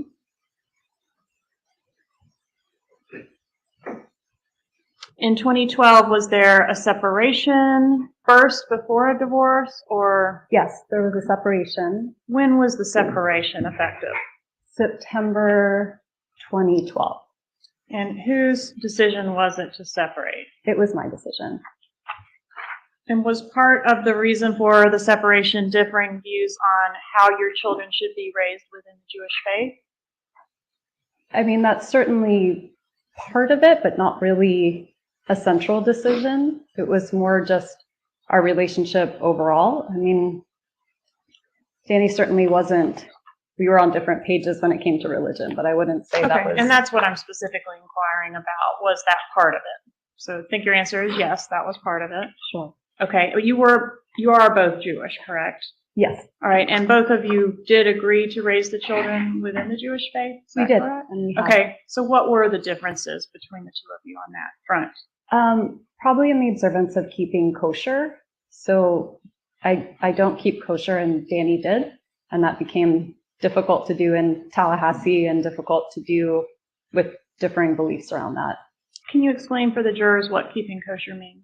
Sure. It's a separation of milk from meat. So you couldn't have a cheeseburger, for example, right? You couldn't have milk with a meat product. And the meat has to be killed in a ritual specific way that's been blessed by a rabbi. And you're not supposed to eat shellfish of any kind, so no seafood. There's a lot more rules, but those are just some high level ones. All right, and was it very important to your husband that the children be raised on a kosher diet? It was, yes. All right, and that was something that was not important to you? It's not a question of it not being important to me. It just started to supersede other things that are important, like love and trust. Okay, did that diet seem impractical to you? At times it was complicated. I mean, there was one particular time I had taken the boys to a picnic for one of my clients, for one of her children. And my older son had pizza, and Danny was very, very upset about this. He was maybe 1 at the time, but it was pizza that wasn't kosher. And so that became challenging. All right, so this was something that sort of came up as an issue during the course of the marriage. It did. All right. And other things as well. I don't mean to suggest that it was based solely on the children's diets, but that was something that is going to come up later, and I wanted to make sure the jurors understood what was meant by kosher diet. All right. Did you move out of the marital home when you separated? I did. And where did you go to live when you left the marital home? I rented a house, and I went to that house. All right. Was that at the Aqua Ridge residence? Yes, it was. Does 3303 Aqua Ridge sound right? That sounds right. Okay. And that location is here in Leon County, right? It is. Okay. As well as the Truscott residence. They're both in Leon County. About how far apart are those two residences? I think it used to take about 15, 20 minutes to drive, depending on traffic. How long after you moved out of the home did you file for divorce? I actually don't remember the answer to that. I'm assuming I would have filed for divorce right away. Within a month sound about right? That sounds about right. Okay. I'm going to show you Exhibit 59 and ask you to take a look at the exhibit.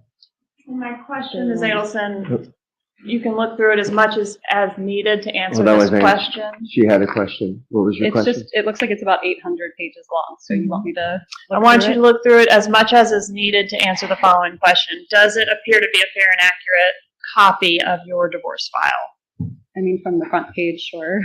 Okay. Do you have, thumb through it a little bit and just see if there's any reason to dispute that that's your complete divorce file from the clerk's office. It's certified if you want to take a look at the certification.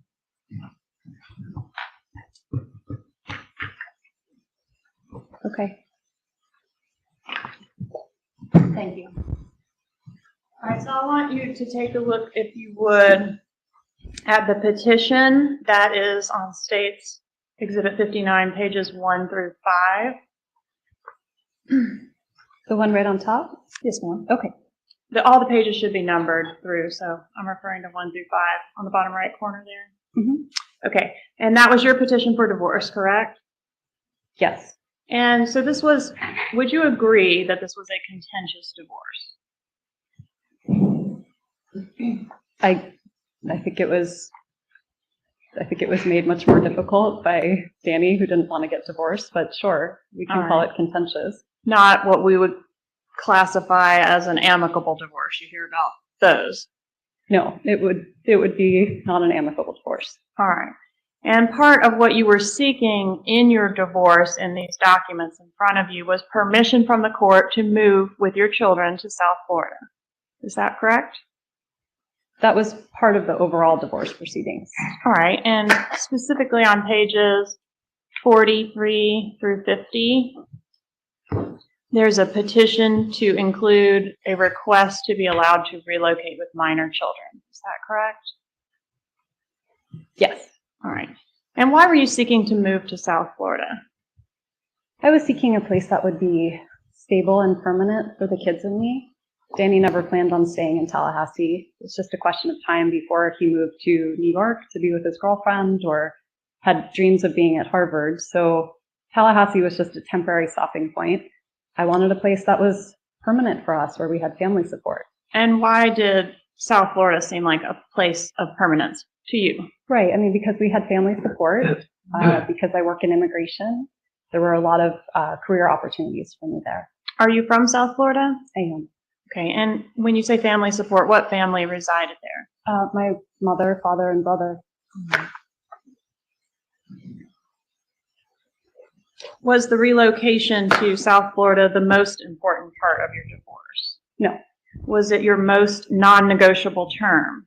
No. Okay. But it was very important to you? I wouldn't say it was very important to me. Was it very important to your mother? She was much more looking forward to having her daughter and her grandchildren home. Yeah. If you would take a look for me at page 46, paragraph E. Just read that to yourself and let me know when you've had an opportunity to read that.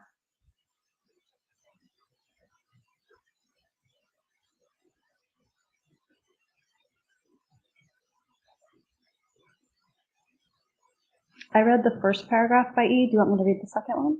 Yes, please. Okay.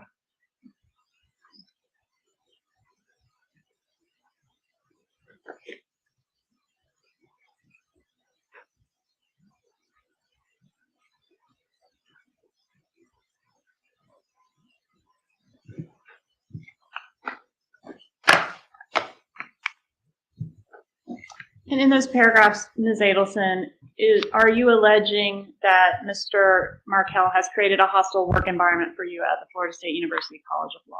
He did during a period of time. Right, and was disparaging you to your colleagues. And if you'll take a look at pages beginning on 79, the document beginning on 79.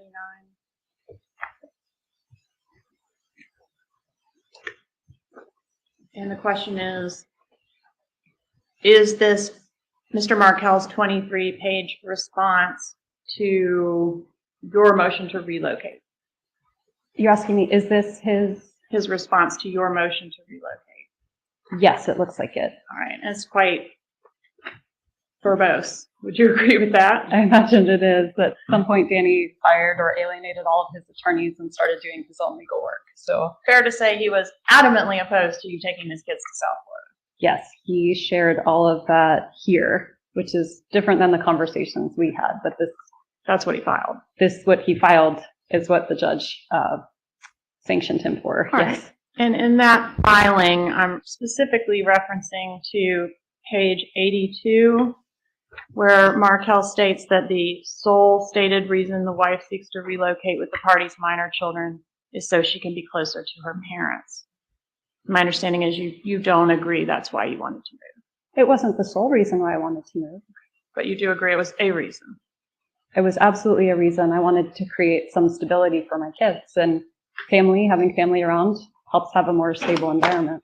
Is it fair to say that your mother, Donna Adelson, was following these divorce proceedings pretty closely? She was definitely being a little bit over involved. Yeah. She was pretty invested in your personal life. Is that fair to say? She is one of those moms, yes. All right. And we talked about your mom, Donna Adelson. Who's your father? What is my father's name? Mm-hmm. Harvey Adelson. And where do Donna and Harvey live currently? They live in Miami. All right. And are you still very close with your parents? I am. All right. And do you still live in close proximity to your parents? I live about a 15-minute drive away. And where did they live at the time that Dan Markel was killed? They lived in Coral Springs, Florida.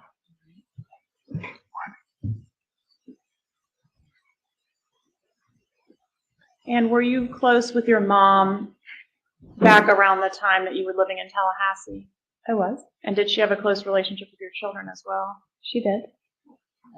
Are your parents employed? Right now, they are both retired. What about back in 2014? In 2014, they were both employed. How were they employed then? Then my father had a dental practice, and my mom was managing his practice. What's the name of the dental practice? Dr. Harvey Adelson, DDS. All right. Does Adelson Institute ring a bell as well? Yes.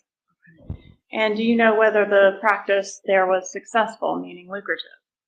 At one point it was, and What about not between anymore. What about between 2013 and 2016? Was it lucrative at that time?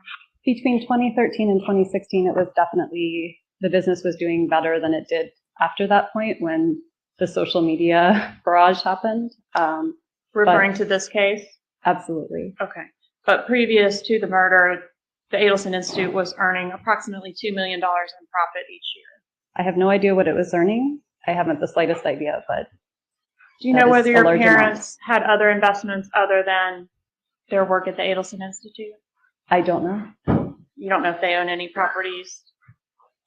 I know now that they own properties, but I didn't then. Okay. And do you know now that they owned properties then? I actually don't know when they acquired the properties, so I don't know. All right. Was your divorce impacting your family financially? So this is prior to the murder and the It was certainly impacting me financially, but I don't think it was impacting the rest of my family. All right. How many lawyers did you have in your divorce? I had one, and then Danny accused her of ethical violations and stealing money, and so I had to hire a new attorney. I think he had 3 or 4. No, I was talking about you. So you had 2. I had one, and then I had to get another. Yes. All right. And who paid for those 2 attorneys? I did. Did your mom retire from the dental practice during the time of your divorce to facilitate her spending more time with the children? No, she didn't retire from the dental practice. She did help me during the divorce and help me with the kids. They were very small, but she didn't retire. She just worked for my dad, so it was okay if she took a leave of absence here and there. All right. Did you discuss your marital problems and the resulting legal issues with your mother? I'm sure I did. Is it fair to say your mother is a controlling person? I think my mom is and was very invested in my life. I don't think of her as a controlling person. Is it fair to say around the time of your divorce that your mom did not like Dan Markel? I think that's fair to say. I think she was very disappointed by the way he treated me. In fact, she despised him, didn't she? I can't speak to how my mom felt or whether she despised him. I think she was very disappointed. She sent you some emails to indicate her feelings about Dan Markell around that time, didn't she? She did. I'm going to show you what I've marked as State's Exhibit 63.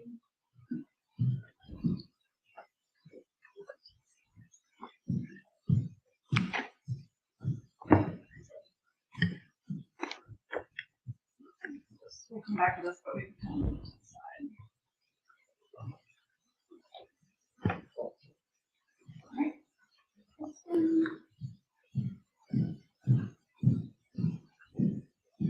Ms. Kappelman, do you want me to read it? No, ma'am. Just take a look at those and tell me if you can authenticate them as emails that were sent to you from your mother. I can authenticate them. All right. So the DonnaHarvey@gmail.com is your parents' shared email address. Is that correct? Yes. Okay. But these emails were coming from your mother based on the context. Is that right? Not your dad. I imagine they probably represented both of their feelings. They've been married 51 years, so sometimes my mom speaks for my dad. Okay.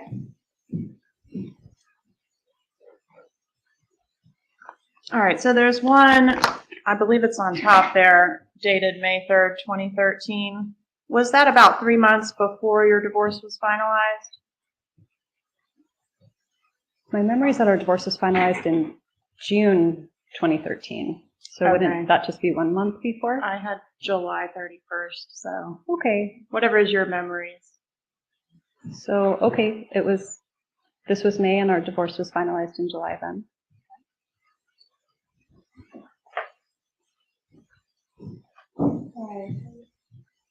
Just want to talk a little bit about the emails that are in front of you there.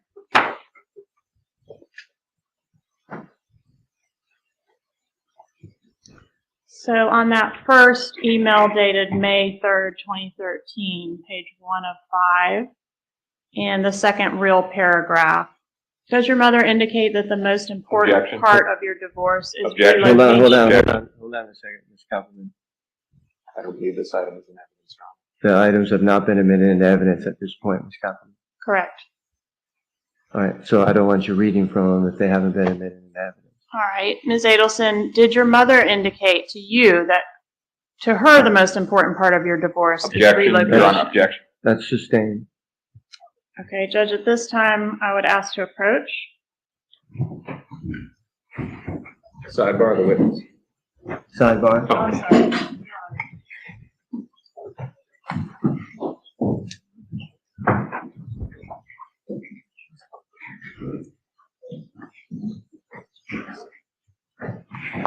All right, Ms. Adelson, what was the most important part of your divorce to your mother? You're asking in reference to the email or not in reference to the email? Not in reference to the email. So just in general, what for Yes. her, it was probably for me to be safe and be in a stable situation with the boys. Okay, would it refresh your recollection to take a look at the emails in front of you, State's Exhibit, which are marked as State's Exhibit 63? If I look at it, she's saying Hold on here, a second. Just review it, Just, okay? If you'd read to yourself about the first half of that second real paragraph. Just review it to yourself, and then Ms. Kappelman will ask you another question.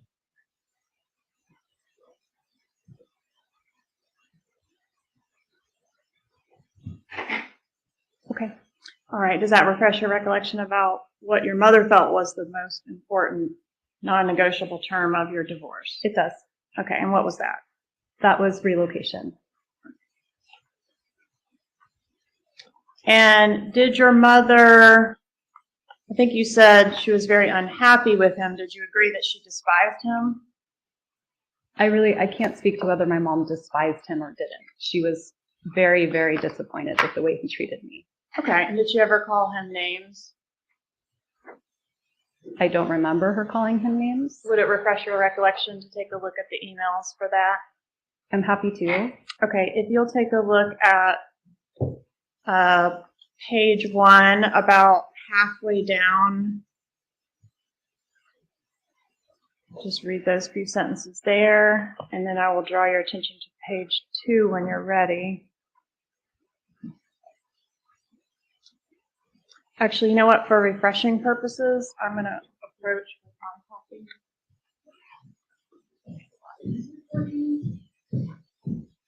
I'm just going to kind of draw your attention to the items highlighted in green.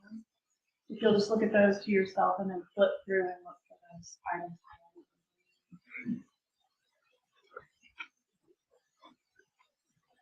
highlighted. Okay. Do you want me to flip through the whole thing? No, go through and just to yourself look at the items. It's a lot to expect.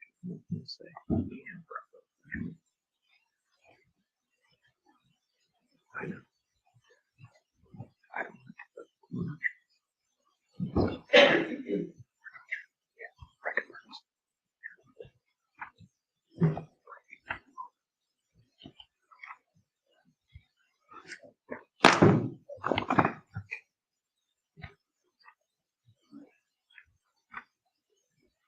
Okay.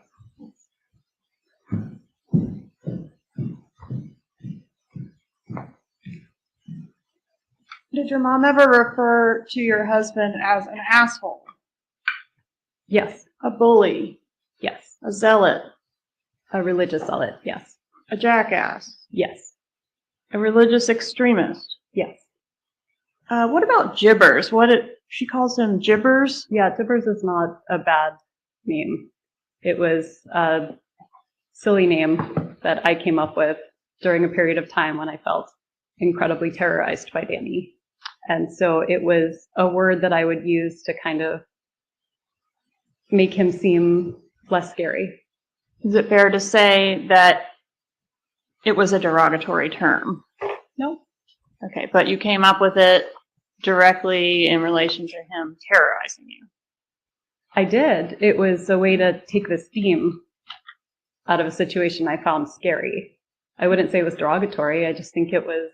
And when you say scary, are you alleging physical abuse? I'm not alleging physical abuse. All right. What types of things did your mother suggest that you could do to try to coerce or acquire the ability to relocate your kids to Miami? She suggested that I could change the religion. Of who? Of my children. And why would that affect the relocation effort? Because religion was so important to Danny that would be a real hot button thing. Okay. And did she ever suggest that you could bribe your husband to allow the relocation? She did. And how much money did she suggest that she and the family would be willing to put up for such a bribe? So I just saw the bribe reference, but I didn't see the amount. If you want to show me. I will refresh you on that.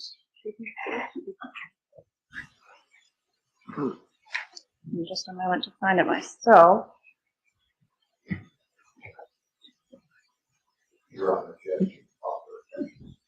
Overruled.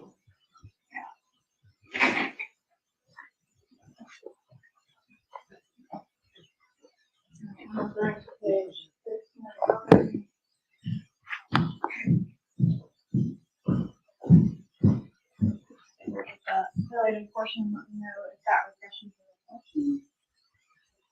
Okay. How much money was your family willing to put out to bribe Dan Martell to let you move to Miami? They said that they would go as high as $1 million, which would be $333,000 each. And who are the each? My mom, my dad, and Charlie.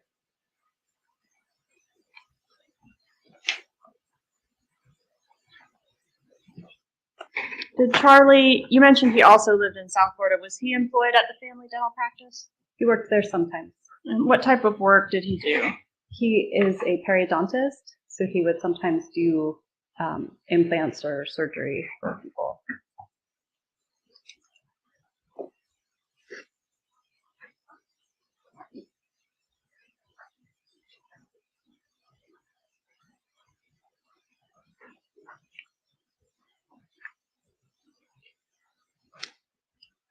Did your motion for relocation get granted or denied by the court? It was denied by the court. So you were not legally permitted to move to Miami? No.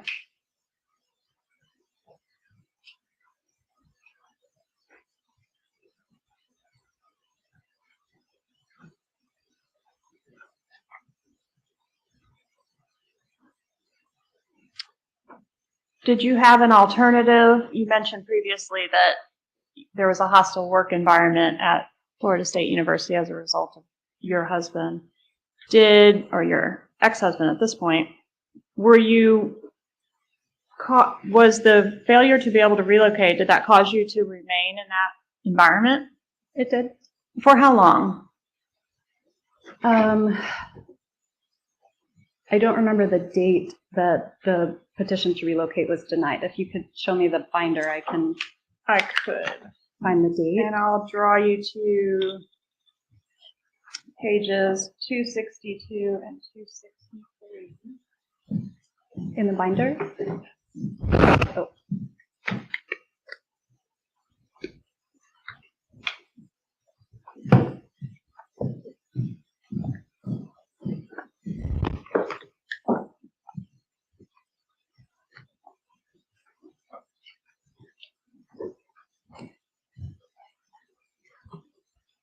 Okay, so the order was on June. No. What's the date?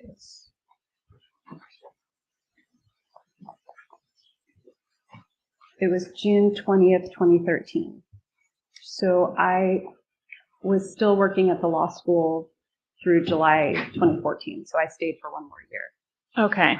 And it was subsequent to his death that you were able to find new employment that was in a less hostile work environment. Is that accurate?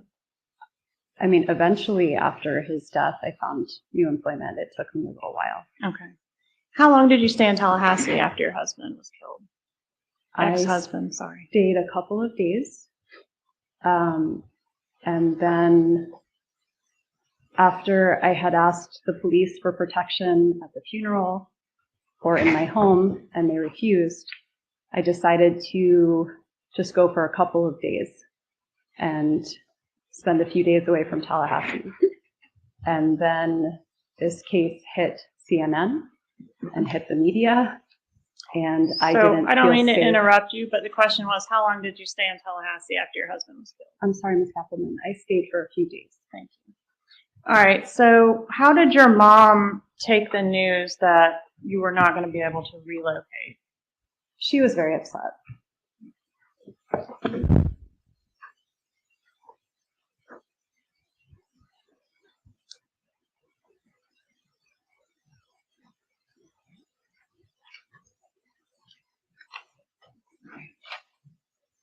One moment, please.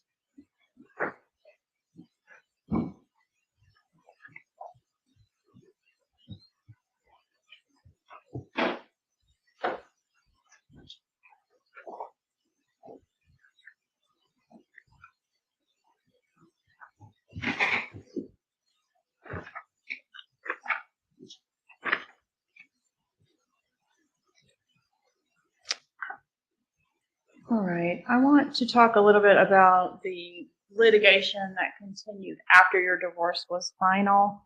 Was there a motion to enforce the marital settlement agreement and hold Dan Markell in contempt of court filed by you? Yes. And a few months later, did he respond with a counter motion to enforce the marital settlement agreement's final provisions, alleging some violations that he said you made on the marital settlement agreement? Yes. And these filings are pretty venomous. Is that a fair characterization? Not on my part. Well, on both your parts, right? No, ma'am. Okay. And he accuses you of various things, lying about your financial affidavit and things like that. Would you agree? He does make those accusations. They were completely baseless, but yes. And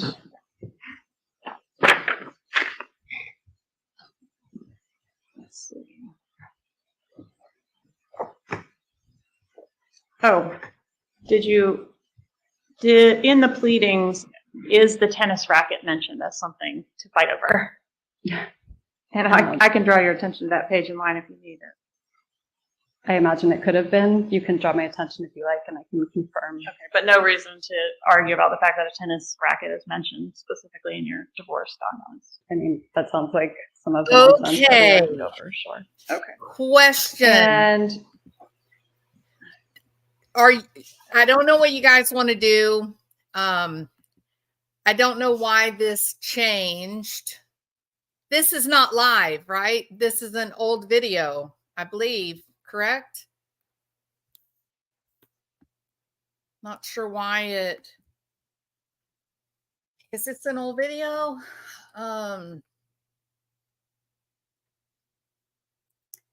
Yes, I believe it's an old video. So I think I'm going to let you guys tell me what you want to do. Do you want to continue to listen to this, or do you want to switch to the live version? What do y'all tell me what to do?